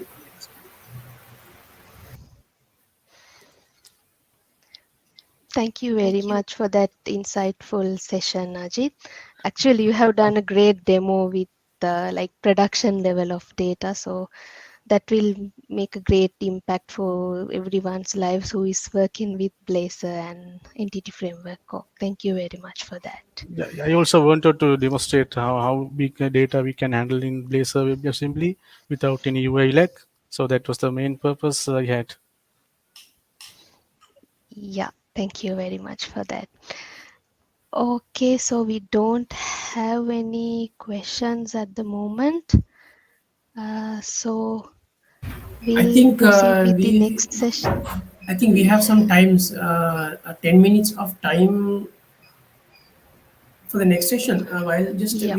let's if any thoughts about Blazor on Ajit, so we can just talk about some Blazor in things like till we have like around 10 minutes, so people will have something to learn about Blazor. Just you have mentioned some the UI elements, the grid and those things, right? Have Yeah, you those are from third party third stuff or just party, third party, and if yeah you go to, let me show you. yeah. So you can just share your screen if you want. Just let Yeah, me just I, end I, the you, screen here. One second. Yes, this is screen. can you see my screen? Yeah, yeah, it's available. So, so this is the UI toolkit I used. We have great. This is open source and free, and they have paid license also with premium customer support. But still, you can manage it free one. So they So are that's free, providing. right? Yeah, that's free. Okay. It has a 60 plus rich UI component Mm. which you can use for your applications, and So any also commercial applications people can use that, right? So with Blazor. yeah. Okay. Yeah, I think there are like a question here. I'll just so there's a question saying since we are getting customers randomly, what happens a customer doesn't get loaded at the first sync? So I think it's the question is like if you are downloading the customers like you're syncing. So Yeah, what if we miss some customers? Like I think it's rather than Blazor, it's kind of like a logic you have to do, right? yeah, yeah. It's some kind of business logic we should implement. I guess. So maybe Yeah. you have to like create a status, something, some sort of status whether these are downloaded, these are not, and then you can just maybe if you didn't just maybe the count doesn't match, you can just download it back again the missing ones. Rather than And this Blazor, it's yeah. you can't keep offline for days or months. So some you have to sync data. E- Yeah, yeah, yes. frequently. Yes. I think you have to understand about this is like this is for like a temporary basis the offline data. So if there is no internet connection and if this connection it should sync back to your live server, right? Yeah. Okay. And there's the same I think same guy has this the next question is like is it taking from server whenever record is requested? I think again this is not Blazor, it's kind of a logic. No. Once you download the data into the web, SQLite database, Hmm. you don't have to have a connection with the database. It doesn't query from the server. I'm not sure whether I answered for the question. Did I answer for the question? Yeah, I think it's not both of them are kind of like a application logic Hmm. questions like syncing data. I think there was a you have used SQLite right to store Yeah, this information in the backend. So SQLite, I'm also a bit asked to the why did you compile that SQLite DLL? because when you use Entity Framework SQLite library factory, Yeah, inside that it uses dynamic libraries written with C double plus C sorry C. And if you are yeah, using in backend, you won't feel that .NET Framework runtime support that by default. But WebAssembly doesn't support for that. Then you have to okay, build compile into the language that base sorry WebAssembly can understand. That's why I So, used. Yeah. so mainly you are using SQLite as this index DB. So you're just using through the browser. It's kind of like you're using the browser database as the SQLite, right? That's how No, the you. no SQLite DB creating in sorry SQLite database file created in the browser sandbox, so we can't see Okay. that. If you Yeah. close the browser, that you will lose all your data. But to Yes. keep the data persistent, I have used a method that I sync data into the index DB, Okay. and index DB from index DB sync into the SQLite database. Both Okay. side I do this syncing part, so that guarantees the data persistence. So it's kind of like you have to do that if you're using WebAssembly using Blazor, right? Yeah, in If you're SQLite using database, a, yeah, otherwise if you close the browser, and it your goes data will be off. lost. Yeah, yeah. Okay, okay. It's better if you are like, I think your example was also very good because it's a POS system. So POS systems are mainly they just sync data in the morning and then they work all day long and then they just sync back after in the evening. So this database will be helpful. So you store data in the front end. I think yeah, that's a very good information about. And so, do you have anything like to tell people around there? Like some students are watching, and then the people watching regarding so why you should use Blazor or anything why you shouldn't use Blazor or maybe instead of React or Vue.js something like that. React, Vue.js, and Angular are great frameworks, which is Yeah. cannot blame. But Blazor supports more features than because WebAssembly is faster than JavaScript because it's nearly native. And Yep. the thing is, as I showed, so we can use native libraries written in Golang, C++, and Kotlin, and C Mm. Sharp in the browser. So Mm. this is the first time we can do that, Okay. right? So you So can on mix other language frame, to yeah, access yeah, WebAssembly. yeah, other JavaScript frameworks cannot do that. Okay, so there's like this. Imagine just you. We have a solution. So people might think, okay, what to use? What to use? Like, are you going to use the WebAssembly or are you going to use the server area? It depends on the So you have application. it. Yeah. If you have less number of users, so you can use Blazor web hosting model, Okay. sorry, server side. And Yeah. if you have very large number of users, and if you are looking for some scalable solution, you should go for Blazor WebAssembly. Okay. So do you recommend depending on your consumers, right? So if you have like Yeah, a and anyway, yeah. it's better to go for Blazor WebAssembly because we don't never know when you have to increase your certain Okay. scalability. Yes. Yeah. So the big So, question is yeah, answer Maria. yeah, we have some questions. Okay. So how to store session data in Blaze application? There are no sessions. It's like you can use local storage using invoking JavaScript functions, and otherwise you can keep in static variables. So there is no backend kind of status in server Blazor Web Okay. Assemblies. I think we are talking Okay, about for front the end technologies. Yeah, So rather than session, it should be state, right? So yeah, yeah. yeah, yeah And state that to will be the manage the state, you can use state. yeah. Flux. Yeah, you can use Flux. So it provide Okay. like Redux type state management mechanism. You can use Flux to manage your states across the application. You can Okay. manage the status at the central point. Yeah, state management with Flux in Blazor. Yeah. Right, yeah. Okay. So we have another question. Does Blazor support all platforms? It support all the major browsers today. And if you go to WebAssembly org,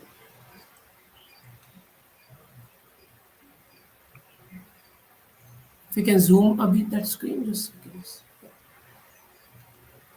yeah, these are the languages supported by WebAssembly. You can compile any of these language file into Blazor, sorry, WebAssembly, and you can use it in Blazor WebAssembly. Okay. So any latest browser will support whatever the latest modern browsers, almost everything supports, right? Yeah, yeah. Okay. I think before we go And to the next, yeah, yeah, I have a question. lots of So questions in Blazor. for the mobile application side, so we have the Blazor support. Yeah, I think it's coming up, Fikri, right? I think Yeah. Fikri will have some Yes. information about the .NET MAUI. Yeah, I think if you look at Blazor, you have like two models. So first model will just like the WebAssembly, and we can just create what you call these applications, responsive applications for mobile. It will be a web applications, but still running on Blazor. It will be responsive. There's another option. I think we have a session on Maui, so multi-application this UI, so which will be support for Blazor. They have support for Blazor. You can just create a cross-platform application using Blazor and Maui. So that will helpful for that one. I think again there was a SDK for like Microsoft Teams as well using Blazor. So if you know Blazor, there are lots of areas you can just look at. And I think before Ajit move into the one last question, like people will ask this question. I think even you are like a Blazor developer, people will ask this for you. Even your company might ask this question as well. So is it ready for enterprise or maybe production applications? But it is still new. But we have been like doing R&D on this technology. But we Yep. are ready to go with the Yeah. production system. But nowadays we are trying to convince our customer to use it. Yes. So It's as a nothing to worry company, about, right? So you can just yeah, straight away. as As a a company, company we what are do you ready to think? use. Yeah. As a Okay. company we Very are good. ready to use it. Yeah. So even WebAssembly, maybe a server version, the Blazor is that's ready to go, right? Yeah, my preference is Blazor WebAssembly over Very Blazor good. server side. Thank you very much, Ajit, for your And just valuable time. Yeah, sure. you can download the source code of this presentation. Okay, you can just get it here from Yeah, this QR code, right? yeah, yeah. And Okay. you can find some wonderful resources, Blazor kind of Mm, resources, gaming, everything is there. Whatever the things you can access this repository, everything is there. yeah. And if you have no question, and We get have in one more question. Can we go ahead? Yeah, yeah. Yeah, we have 2 minutes. This yeah, this Blazor framework faster than other SPA frameworks such as Angular and React in JavaScript. Yes, yes, and no. And the thing is, this kind of UI kind application, you won't feel that, right? So when it comes to gaming and graphic editing, definitely Blazor WebAssembly faster than traditional JavaScript frameworks. For the UI application, you won't feel that. There's a Okay, I no big think, difference. yeah. So there's another question. This one. So Blazor server app is another part of, is it correct? Or is it like they want like they are confused kind of things? Like it's like two different parts. Blazor Mm. WebAssembly or and the Blazor server. Blazor server is similar to MVC, but the communication method is different. It communicating via signal from client to server. But the code and .NET runtime is running on the server. Yeah. It's the same thing, two different technologies, right? So you can just Yes. if you have a server application, you can just convert it to WebAssembly, no problem. And then if you have WebAssembly, you can just convert it to server application with few lines of code changing, right? Yeah, exactly. Okay. And Okay. Thanks. I could not. Yes. Okay, so get in touch with us. So using Definitely. using our social medias, we have so exciting news in coming weeks. Okay, Yep. thanks for having me, Fikri. Yeah, I think we hope to see you on our developer forum talks as well regarding this Blazor technology. Lots to learn, lots of things to learn. There are lots of things coming. We Okay, like to see your face and your tech knowledge in our developer okay, forums as in the future as well. Thank you very much for your time. okay. Thanks, Fikri, and Okay, have a nice day. yeah, you Bye too. bye. So let's Hansamari can introduce for the next speaker, well-known speaker. So let's add him as well. Yeah, Yeah, so here after we go. Blazor, so we can jump into .NET 6 Web APIs. So at first, when you are designing the API, the first thing that comes to your mind is like, what will be my routes? What are the endpoints that I have to expose? So with .NET 6 APIs, so you will be amazed to see how easy to start and map your endpoints and routes in your application, and also it has a a very good exception handling strategy with this map function. So we can get more information about that from Gihan. So he's from Cisco Labs. He's a public speaker and a very active community leader from the younger generation. So Gihan, floor is yours. Thank you very much, and good morning, Sammani and Fikri. So we had two amazing sessions in the morning, so I'll try to continue that flow. So let me share my screen.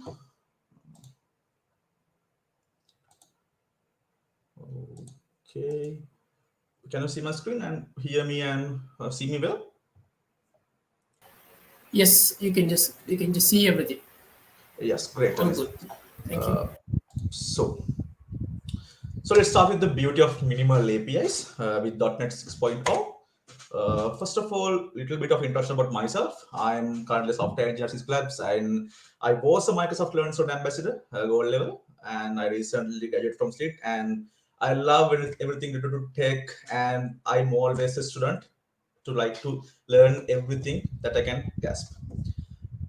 So the agenda will be like this. So let's talk about what's an API and what are the popular languages and frameworks that we have currently to build an API. And let's talk about what is minimal APIs next. And then the next my favorite part, the coding session. And finally, let's see if we have some questions and let's see if I can answer them to my knowledge. Yeah. So what is an API?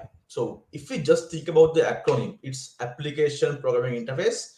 But if you are like a beginner with this kind of development work, this might be a Greek to you. Sorry. Okay, this might be Greek to you. But if you go in like more simpler definition, it's something that allows two applications to communicate with each other. And if we go to like more simpler definition, it's a way to send requests and receive responses to get necessary data and from external applications. Basically, it's if you think about like a kitchen, like in a hotel.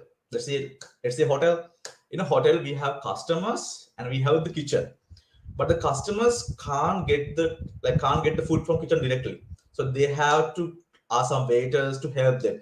So in this scenario, you can think of the customers as the front end and the kitchen as the back end, and the waiters as the API. So that's basically an API. So with this like API implementation, you may have heard the word called like REST API.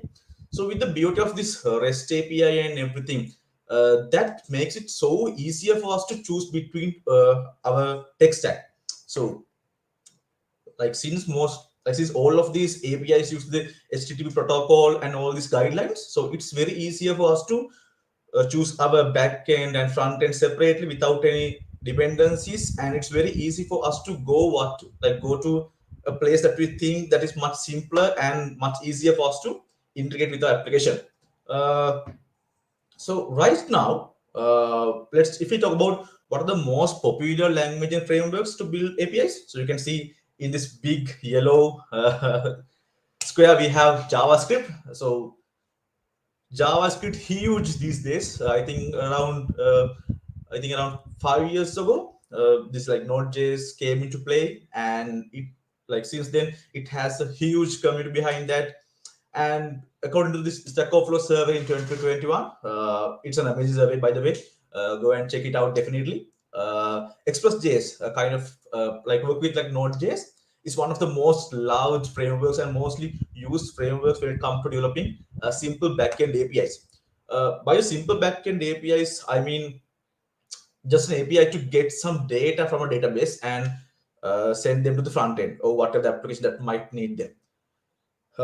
So if you think about why Node.js and Express.js have this much of popularity with communities like students, like professional communities, software architects, and everyone, I think in point of my view, it's mostly because of the simplicity.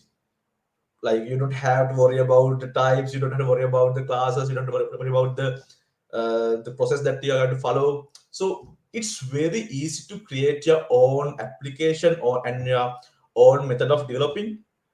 So it's very easy to have those things with a framework like Node.js.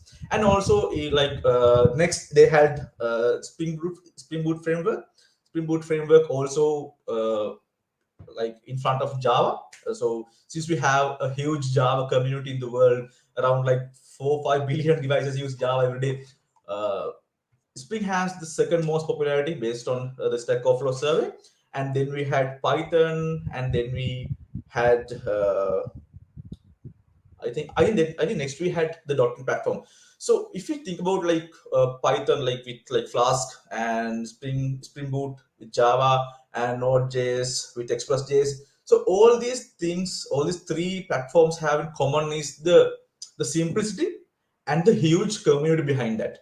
But if you think about that for a second, no, like .NET has even more popularity and it has even more community behind it, right? Like companies like giant companies like Microsoft is backing it, right? So why .NET don't have that community and that popularity? And I think in point of my view, this is completely on my view. I'm not taking any other things to consideration. So the amount of the bloated templates and the boilerplate code that we have to add to a .NET application before get up and running, even before like developing, it's huge, right? So we have to add around maybe like 4 to 50 lines that we even don't know what happens. Like there are some boilerplate code that I think it might be only me, but for me it's like I know like these I have to have these lines inside my code base to get this up and running. But I am not a very big fan of that. So I always want to know what is going inside my code base, and what I have written in my code base. So I think that is why .NET is kind of low in the popularity, just because of the amount of work that you had to put into when you get up and running. But saying that, .NET has the most friendliest community, I guess. So we have the MVP community, we have the Sri Lanka Developer Forum, we have MLSA community. All these, like I'm not saying those communities only work on .NET, but they have huge backing on .NET and huge influence on people that starting development. So I think that's the question that .NET had for some times back. Like even for myself, I'm not a very big fan of .NET. I'm sorry to say. So I always started I started my journey with C and C++. Both are .NET based and similar to .NET. But when I learned the JavaScript frameworks and like React.js and Vue.js, Angular, all these front-end frameworks, depending on JavaScript framework, I always thought that why bother learning like entire new ecosystem if I can work with JavaScript in my front end and back end as well. So it's like it was like an easier for me, and because like it had the least amount of the learning curve. So I always I already know JavaScript. Why I do need to invest my time in learning a new platform like .NET? But when it comes like production applications, so I worked in IFS before as well. So when it comes like huge applications like that, just like simple JavaScript will not be enough. We have to work with threads, we have to work with machine learning models, we have to work with image recognition, all these like huge CP extensive work. Node.js and all these other frameworks are not built for it, in my point of view. But .NET with this with the assembly that they have is really close to the native languages, and it's very fast and very efficient when it comes to a production ready huge application. So that's one thing to choose .NET over other platforms like Node.js and React and other JS-based platforms. So I think Microsoft and others like this like .NET community identify that there is some kind of a gap between this production, like these production ready huge applications and more user friendly, and with like what you can call as like DX. Do you have experience? And I think they have seen this gap for some time. And with .NET 6, with .NET 6 release, we get this amazing thing called minimal APIs, and this I believe that this can fill the gap between those two, platforms, right? The user friendliness and like more efficientness, the performance. I think this can be able to fill the gap between those things. So if you talk about why minimal APIs, why minimal APIs means like, you might ask again the same question I had before. Why do we need to like learn minimal APIs, and why do we need to uh, get that rather than the whole .NET backend? So it's a very low barrier to entry. So I'll show you in my demo. You can simply start start a backend server which has a one request in around 5 lines of code. And again, like when it comes, like even the topic is like minimal APIs, but minimal does not equal simple. So with this has the capability to serve any need that you have, that you might had with a .NET application. And so the third point is still doubtful. So even myself, I ran some kind. I ran some of performance testing with a minimal API and a .NET, like our traditional .NET application. I'll share those details in my demo as well. And the community, I mentioned, I actually mentioned this before as well. The community behind this is so huge. If like even if you don't want to go for the session, so anyone, like if you are like a self learner, if you tune it with Microsoft Learn, you can find so many resources to learn. And I think almost all the documentations, all the like blogs, all the videos that we have currently on traditional .NET framework and all these things will be helpful for this minimal APIs as well. So this is just like, I think in point of my view, this, like what they do is in this minimal APIs is that like simply abstracting some of the unwanted and like this huge boilerplate codes. But the development side, it's still very simpler, and still have all these things that you may have been loving with .NET framework. And again, like as like every other .NET application, it's very easy to host rather than other application. And this has like Docker support and everything. And if you just want, if you're using Visual Studio or VS Code to do your editing, it's just a matter of simple clicks when you want to host the application. Yeah. So if you talk about how we can get up and running with this .NET API, like if you want to start coding right away with this APIs. So these are some things that you need to have. Obviously, we need to have .NET 6.0 SDK. I think right now I have the pre-released one. I think it's still in testing. I have the pre-released one. And then if you are using Visual Studio Code, if you're using Visual Studio, you need to have this ASP.NET and development kit to get up and running. And if you're using Visual Studio, you need to have C# for Visual Studio Code handy before getting started. When it comes to IDE or text editor, you can use Visual Studio, and it's like the most recommended one. And if you are a VS Code lover, as I am, you can use VS Code. And like even without like these things, you can just start with a simple text edit like Notepad or even Sublime Text very easily to get this up and running. You can also, like, you can always refer to this minimal API guidelines. Let me see if I can find it.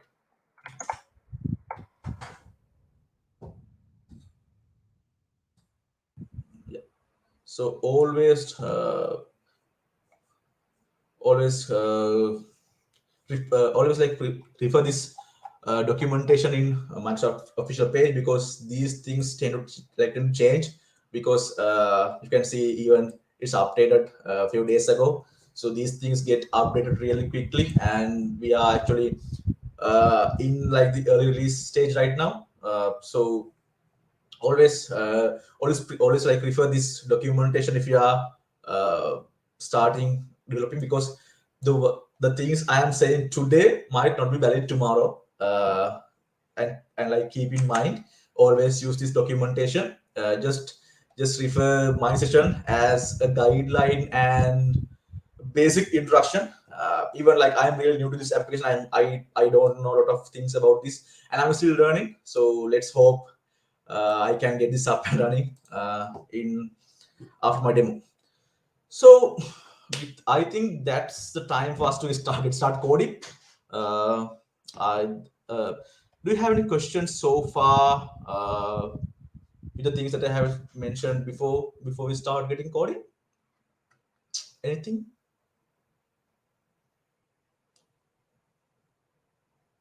I think we are good to go. So far, no questions. I think you are clear Amazing. enough. Amazing. So let's start coding then. So hope you can see my IDE, and is the font size okay, or do I need to increase my font size? So I have, Yeah, if you can make it like 130 and then 40, 30, okay, 40 let's will be see. enough. Let's say 130 then. No, Okay, 40, 40, 40. 40. Okay, let's say 40. Yeah, that's good. Okay, great. Thank you. Yeah. So let's start by opening a new project. So there are a couple of ways that you can do this as well. And keep in mind, I'm using Visual Studio 2022 preview release. This is amazing. If you joined in the first session, you might be able to see the amount of intelligence, but not just the intelligence, the amount of the code prediction. I think it's part of this GitHub Copilot program. It's amazing. I think the IDE knows what you're going to type next even before you think it. So it's amazing. I highly recommend you to install this Visual Studio 2022. And if you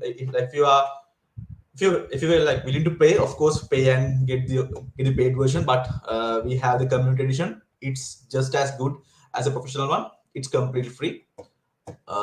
So there are several ways to start this minimal API project. So I always go with this ASP.NET Core AMD project, and it's still easier for me to add things that I want, not to get boilerplate code. I think is the whole point of this minimal APIs. So I go with this ASP.NET Core project, this Core AMD project, and you can fill these things in whatever things you necessary. And just keep in mind, you have to select .NET 6.0 as your framework, otherwise these things won't work. And you can just download this .NET 6.0 from the official documentation and just install it as you would in a game or whatever software that you write. So then you can create a project. So I have already created a project here. When you're done the project creation, you will be presented with the view like this. This program.cs file with simple 6 line of codes. So I just want to like show you, at least actually it's like 4 lines of code if you like believe the white spaces. I just want to show you that this is enough to get a server up and running. So I am going to start my application. Don't worry, I'll explain these things, and let's build these from scratch. I just wanted to show you that we can run this application with 4 lines of code. We are building the application.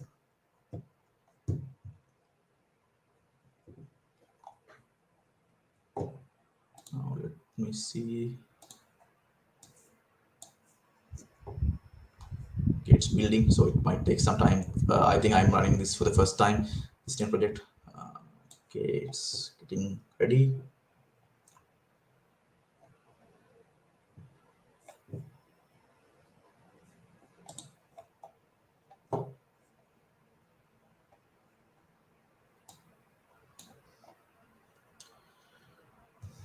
Okay, it's loaded runtime. So this will only take this much of time for the first time run. So get this loaded, and you can see we can get the localhost. So the service up and running, and localhost 5270. So if you go to this localhost 5270, you can say this hello message. So you can be very assured that you're up and running with this minimal APIs with just 4 lines of code.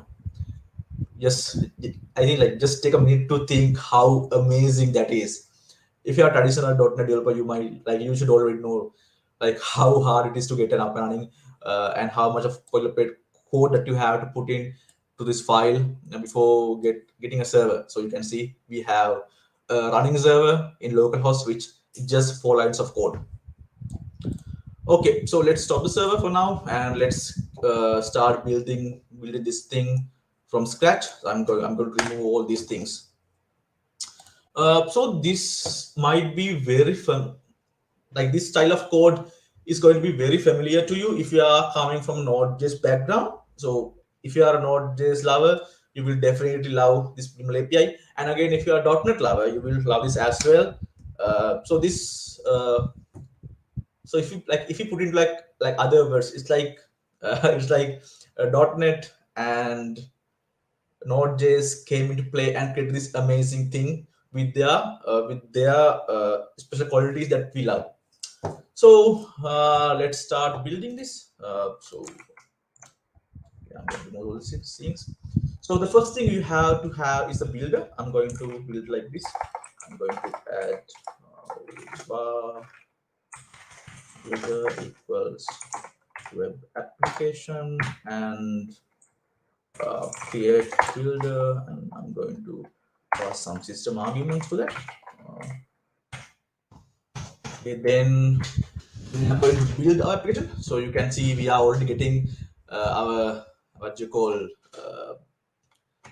code predictions, but I'm not going to use this one. Sorry, Visual Studio Code. I'm going to create an app from this builder, but app equals. So you can see we are getting this amazing code predictions. This is not Interns. So this is the exact line I was going to write. So I can just press tab, and this will be there for you. I don't have to worry about typing these things. So then again, we are having app.run. I don't have to write anything. So this will pop up this in, I think, 5270. So you can find this port in properties launch.json. So in here we can find this port here. So you can either change this port. So, but I'm going to add a port here. So I'm going to start this application in HTTP localhost 3000. So yeah, so this is enough to get this server up and running, but let's add an endpoint as well. You can say app.map. We are going to get request. So I think I assume that you are familiar with these get, post, put, delete methods which comes with HTTP. So I'm going to say I'm going to get this from this URL and adding. This is like very similar to what we have in Node.js.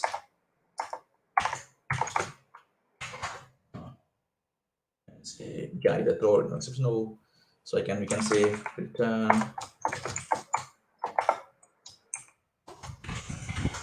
the world. So this is what we had when we start this project. So let's get into more deep in this. So let's think about a sample application that we can build right now, which will give you an idea about how to use this. So I don't want this to be very complex. I just want you to see the beauty of this minimal API. So I'm not going to use any external APIs, any external database. Okay, let's start. Okay, so let's build a simple user service, which we just have a username and user ID. And I'm not going to use any database here because it might take some time for me to set up those things. So let's start with a very simple user service. So let's say we have a record. I'm going to use here. We have a record called user, and in here we have greet as ID for the user ID, and then we can have string. We can have string username. Like so, this kind of work as a model. So and then obviously we need to have a repository to work with our data. So for now, let's add a inline in file repository. I'm going to add a new class called user repository, and in here we can have a record private. I'm going to make a read only a dictionary of GUID and string. So sorry, not GUID, it's GUID and user. And yeah, I'm going to name it as my users new, and then we can go and create my user. So we are going to create 4 methods to create, read, update, and delete basic CRUD application. We are going to add the method public void. Yes. So my keyboard might sound a little bit weird. I'm using a mechanical keyboard, so it might be too loud. I'm very sorry about that. Create user, pass the user to create this one. Then I just need to check if my user is null. Let's say user equal null. And if so, I'm just going to return it without doing anything.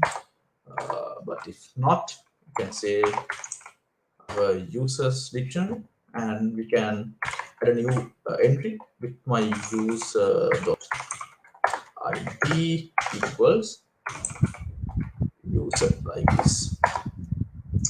Okay, okay. Now we have the create function, and I'm going to create my read function. So I'm going to make it public. Again, I'm going to return the user from this, since I'm going to read the user.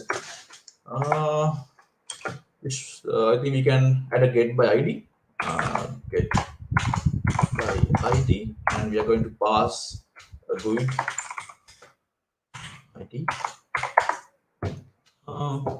Okay, so then we can just return. See, you can see right. So I don't have to write anything. This is exactly what I was going to write. Okay. I'm going to get all them. I'm going to get a list of users. I'm going to get list of users. Let's say get all. And so we can say, again, I don't have to write anything. So return users values. I'm going to read all the values inside my user dictionary, and I'm going to return it as a list. So then let's quickly create the update function as well. You can say public void update and pass again a use object.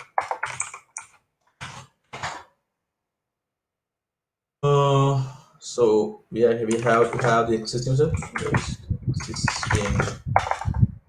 Existing user equals get by ID.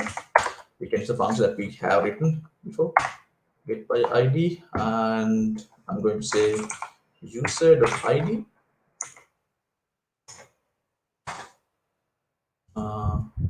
So again, if existing is not equal, so I'm going against Visual Studio recommendations. I'm going to check the other way. I'm going to check if existing user is null. I'm going to return without giving anything. So if not, I'm going to update the users. Get existing user dot ID. So this might not be the perfect update that I just want to show you this can work. And finally, let's have with public void delete, and again passing in my ID here. So then we can simply say use users remove my. So now we have a simple user record and we have a user repository to manipulate the data.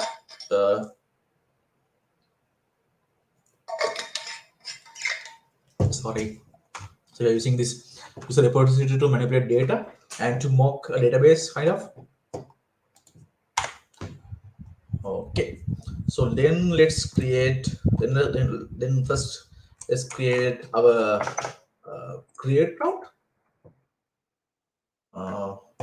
I'm going to add a method post one.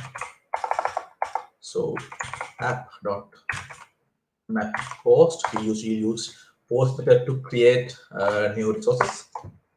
I'm going to go with /users/ this, and I'm going to next inject my repository. So yeah, I have this repository and I need to inject this to my application. So how you can do that is I can go into builder and builder dot services dot I just wanted a singleton preference at singleton, and it's going to be use repository like this. So this way I can inject my single repository to the builder. So in here I'm going to add annotation here. I want this to be from services. So this is actually part of this MVC controller. I'm going to using Microsoft ASP.NET Core.MVC. Yeah, I'm going to use from services. That should be from services.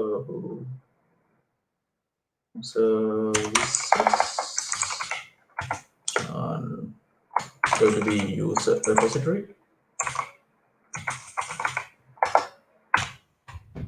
See, same thing here.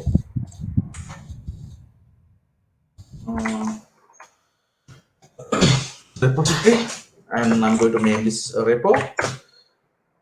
Okay, I see what's the problem here. I forgot a bracket actually. It's a repository repo, and I'm going to add a new use object here. The user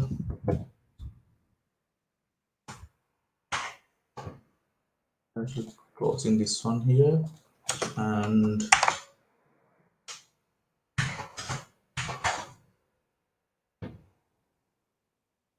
yeah. So we can user equals since we already have a user, we can say repo. Repo means our user repository. In that we have the to create repo.create, and I'm going to pass my use object. So this will create a user object. This will get a user in a database. Right now I don't have a database, but if you do, this will create a user in your database. So then I just want to return results dot created. I'm going to pass the user ID here. I'm going to the template string and say users user dot id and pass the use object. Okay, let's see if this works. But for to check this, we might need to have the get method as well. So let's add that one and then check both of them together. Meanwhile, let me start the postman as well. So I'm going to use postman to check this one. So then we can get app dot map get and first let's just add the get all one. Map. We can actually add this as like this. I'm going to use users endpoint and get. Again, I'm going to use my repository from service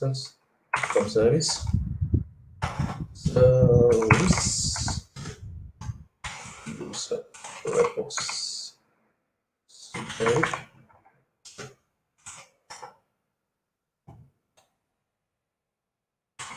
repo.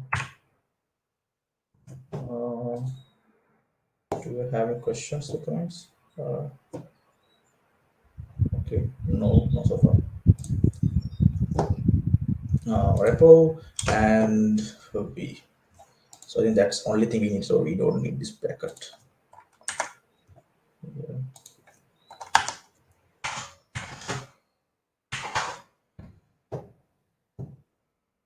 Anything? No so far. Let's see. From services, user repository repo. Okay, everything looks good. Why I'm getting this error? I don't need this one.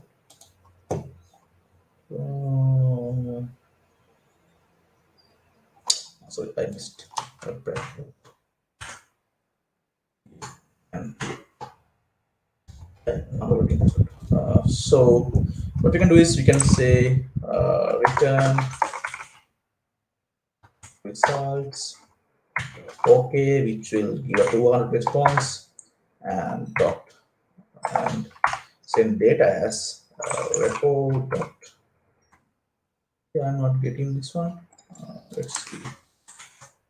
There was okay. I have a spelling mistake in my class. That's why this should be the repository. We have extra p here.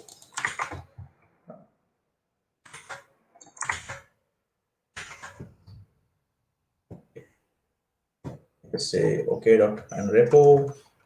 We can say get all.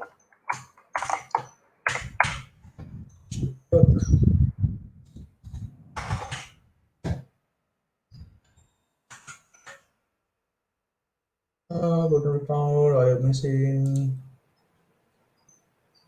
Am I? Okay, so it's just I'm having some amazing spelling mistakes. Sorry. So let's start this application and see if we can get a user and get them. I have a postman handy in my left side. Would close everything. So my application is up and running right now. Let's wait. Yeah, it's up and running in localhost 3000. So I'm going to get all users from here. Let's say if it works or not. Right now I think we don't have any users, so it returns an empty array. So I'm going to copy this one, paste here. I'm going to create this, make this a post request. So in my repository, we had ID and username. So I'm going to make this a post request. I'm going to add the body. It's going to be a JSON body. Let's say row and JSON. So it's going to be ID think there are also way to UID, generate a UID postman, and we have to have ID and then username. Let's say username. I'm going to myself, Jihan, like this. Let's try to send this and see if this works. Okay, we are getting an exception. Fail to read parameter user from the request body as JSON. Okay, so I think we are having some trouble here. Let me try to debug this. Okay, this might be a problem. It's going to be a string as well, I guess. So the problem was I need to add these codes here. So otherwise it's just an integer. So we have specified the GUID format. I added this codes here. So now it works. So we can see we are creating a new user called Wijethilake, and we are getting an GUID back as well. So let's try to create another one. Let's create user figure as well. Okay. We can get that as well. So now if we go back to our get tool method and try to get everything, you can see we are getting the two users that we have created just now. So it's working, right? It's working. So let me quickly add this update and delete as well to make this a complete application. So we have get and get all. So we have get all. So now we need a get method. We can add this dot map get. We have users, and so I'm going to copy this one. It's easy and faster. Services user repo. So now we need ID as well. So we are passing an ID. Passing an ID. GUID ID, and we need to add this here. We are going to pass ID as a parameter, as a what you call a path parameter, and we don't want to get all. We just want to get by ID, and okay, let's make this a little bit elegant. I'm going to make this user equals get by ID, and I'm passing ID here. So let's just check if this user is a valid user. We can check by if user is not null. User is not null. Okay, let's do it like this.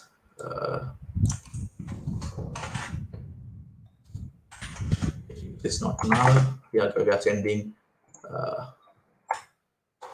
okay and user, and if not, we will be sending result of not formatted message with the 4 points with the 404 results of not found. Yeah, and let's add the update and delete as well. But okay, I think we are running out of time. So I think with this we can move forward. So it's just a matter of integrating the repo with a path with this application. So if we run this, let's run this. Let's stop this and run this again.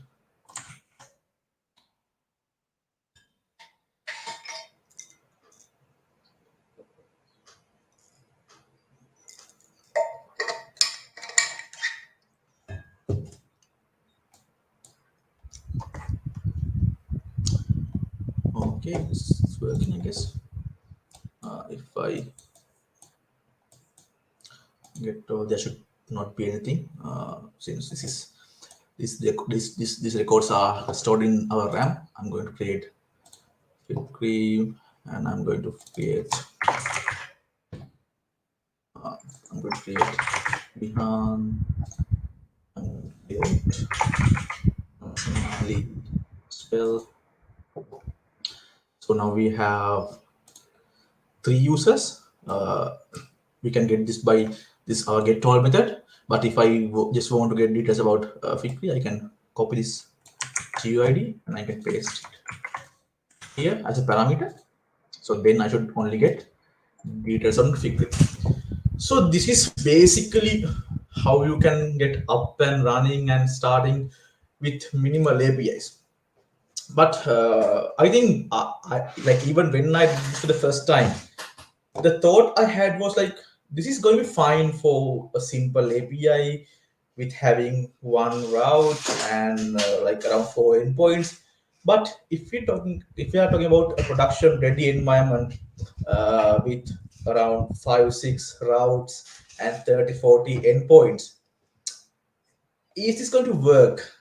Like, is this going to be maintainable or readable by having everything in one single file? So even when I had a chat with Fikri as well, so the main concern that even he had was, is it worth it to have everything in one file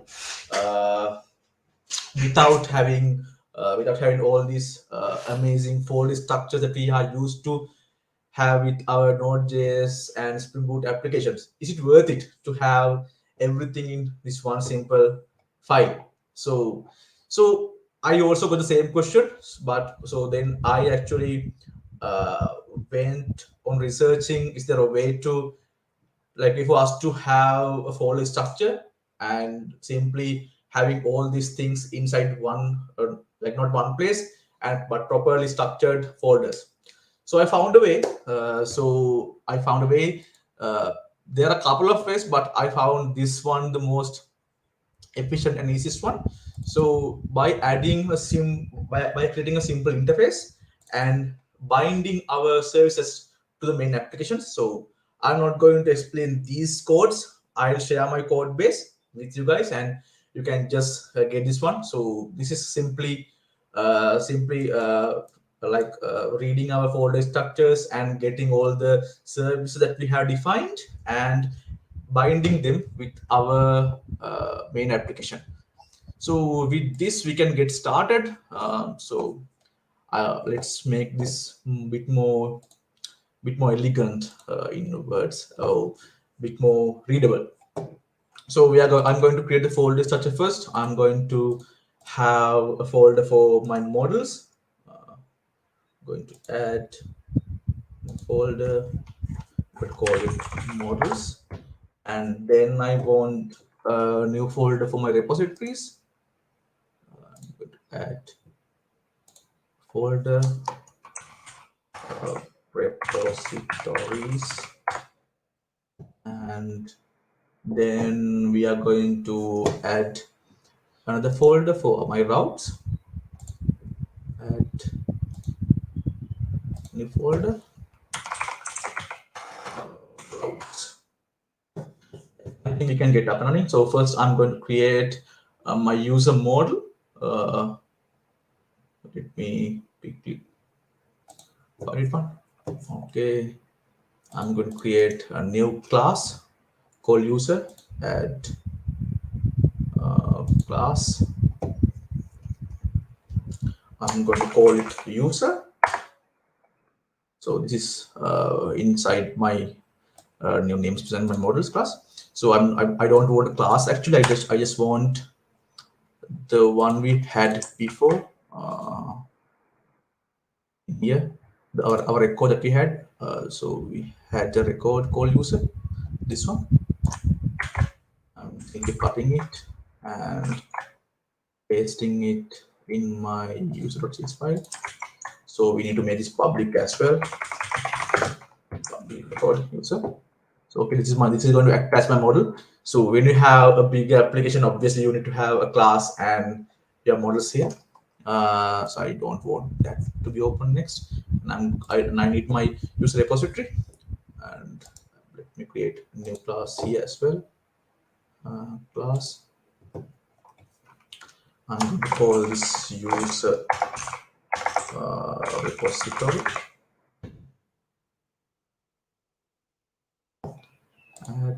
And I'm going to copy the entire thing that I had copy in here. Go where?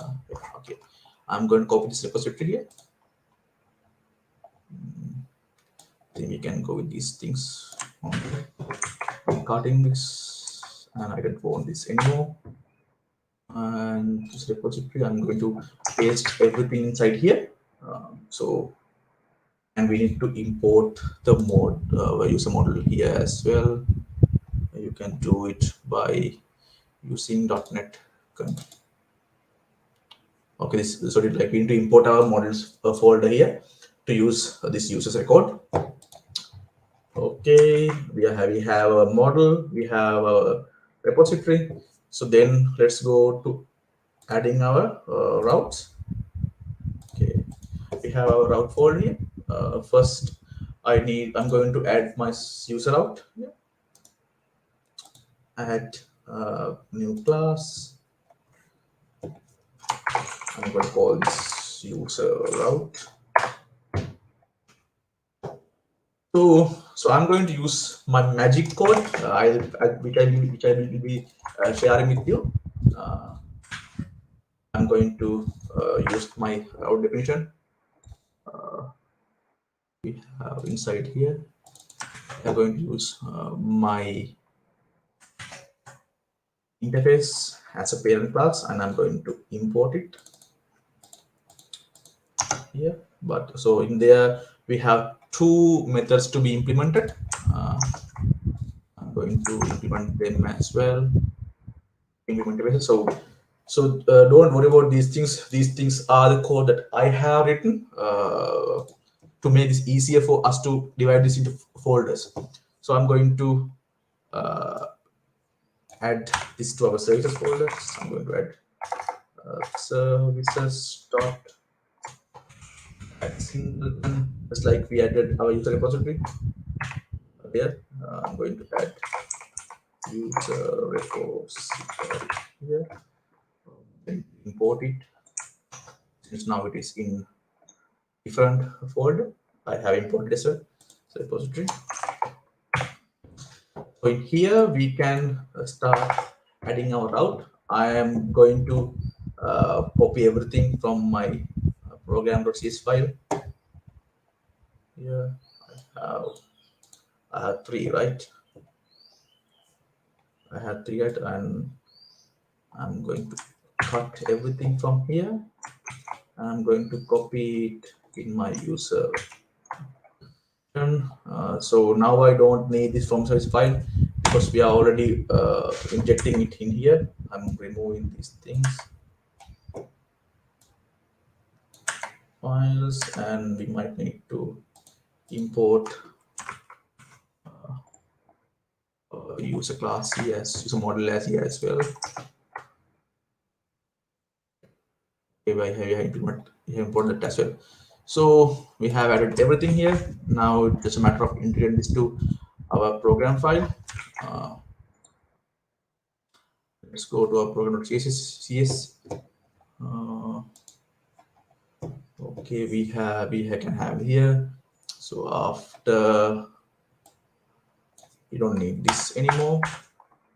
After app here, we can say app dot use router definitions.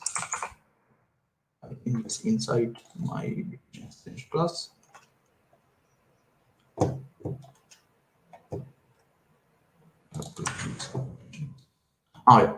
Before that, we have to add this one. We can say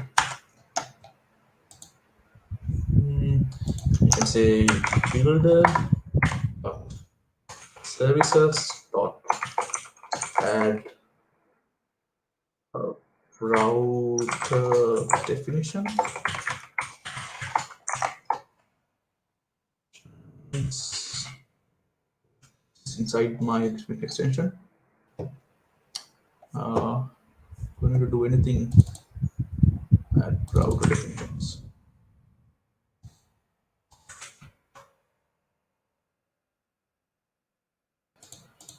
So in here we have to send some kind of an object to identify our folder structure. I'm going to say type of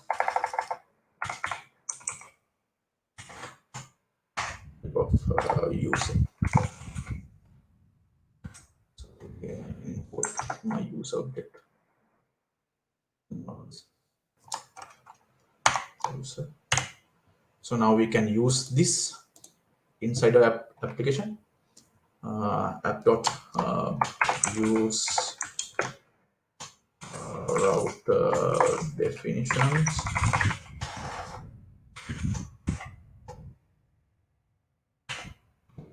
Okay, so we have a clean code in our file. Well, we don't need this anymore. So we have very clean application. And first, without doing anything, let's just try and see if this is working or not. I'm going to run this.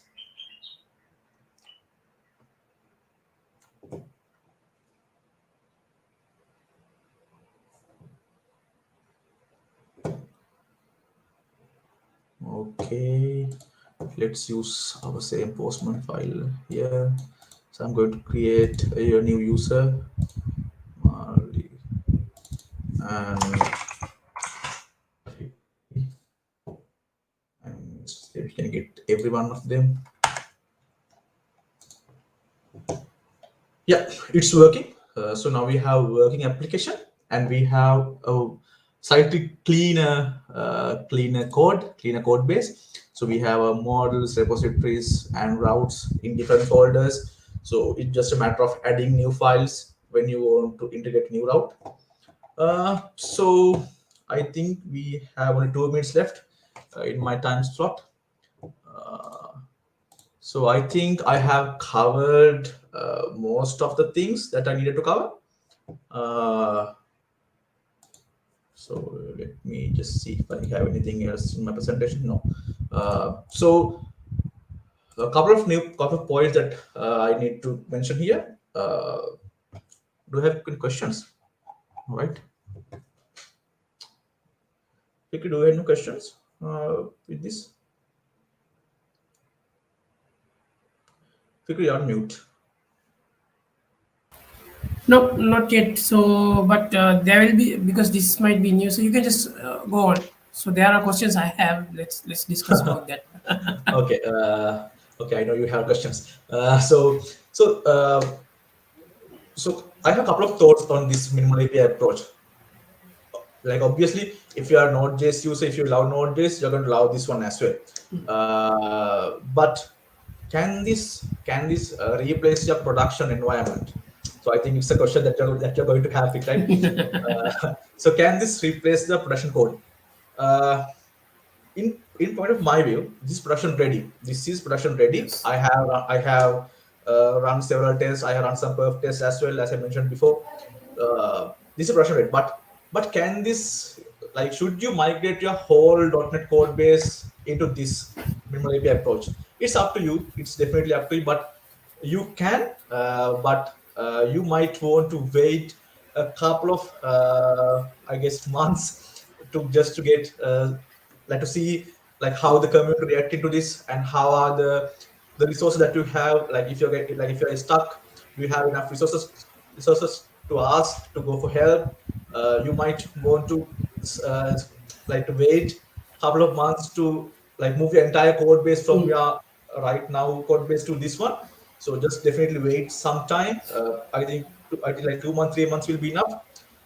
And but if you are a developer like who is like moving forward with .NET, who is moving forward with this web like web development technologies, definitely try this out. Definitely start your new applications using this one.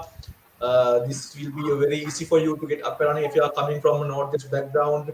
And the beauty of And the most important, the beauty of thing is that you can, like, since this is a new version of the .NET, like not actually a version, it's like a new way of developing web APIs using .NET, but you can use almost all the middleware supports, always, like almost all the middlewares, all uh, the NuGet packages that you get with the .NET environments or the platforms. You can use them without any hesitation with this one. So this is kind of the beauty of this one. Yeah, so I think with The that, yeah, we can get to an end. And Yes, you I think this minimal API is possible because of this new C# language. Because yeah, C# yeah, languages exactly. came into like a more mature. It's like now it's the version 10 now. Because of these new additions, everything because of the C# language is more evolved. That's why it is most of things are possible on this these sort of minimal APIs, I guess, right? Yeah. So like in our like first session, like Hansamanaka Yeah, showed you that the C# code, C# yeah, 10. So yeah. only C# 10 can write this kind of like scripting style Yes, code, yeah, coding.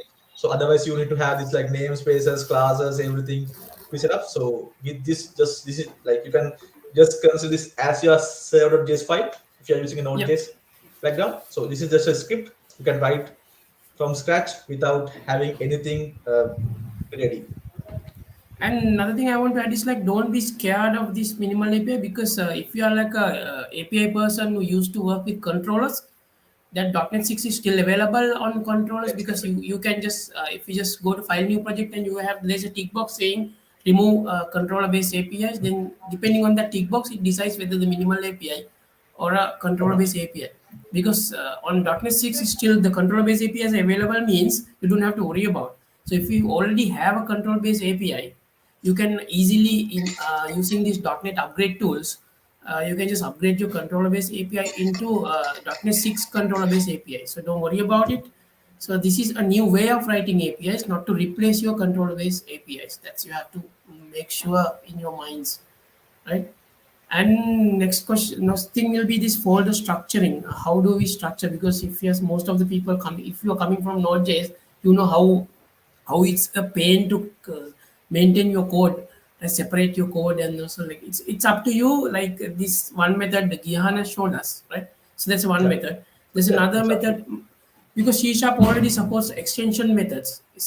Then you can just always write extensions to your app builder, and then you can just create this extension and then we'll bring back. So nothing to worry about. Just give it a try, right? exactly. Yeah. So thank you, Gihan, for your valuable time. And then Yeah. Gihan So also like, yeah, I have few people to thank here as well. I'm going to share my yes, screen again. definitely. Those without Uh, those guys, we won't able to get this yeah, stuff. exactly. Let's get Let them out. me. These are the people. Yes. I'm going. Yeah. So, like as I mentioned in my almost all my sessions. So, for the viewers at home, this might be a video. This might be a simple YouTube video, Yeah. but behind this YouTube video, there's a huge crew. So right now, I think Fikri is managing the stream and Hans Malek is there. So they are doing an immense work, and also we have to mention these people. Special thank goes to these people, like MS Club Fleet. So I'm very proud of my club. So I was the president of the MS Club Fleet. So I'm really proud of this my young student, my juniors, and also this MLSA community who helped us and who helped Fikri with making this a success. So like a huge thank you goes to all of you guys, and finally thank you Fikri. Thank you Yeah. Asmani for giving me this opportunity to talk in this amazing conference. So let's definitely get in touch, Yes. Thank and you very much. yeah, thank you very much. Okay. So this concludes our morning sessions for .NET Conf 2021. Let's meet up. Like there's a small lunch break for 1 hour. Let's meet up 1 p.m. I'll just you can just go to our YouTube channel. There's another live channel scheduled. Just come back to that one. So we'll meet at 1 o'clock. Thank you very much, guys. Bye bye. Have a nice day.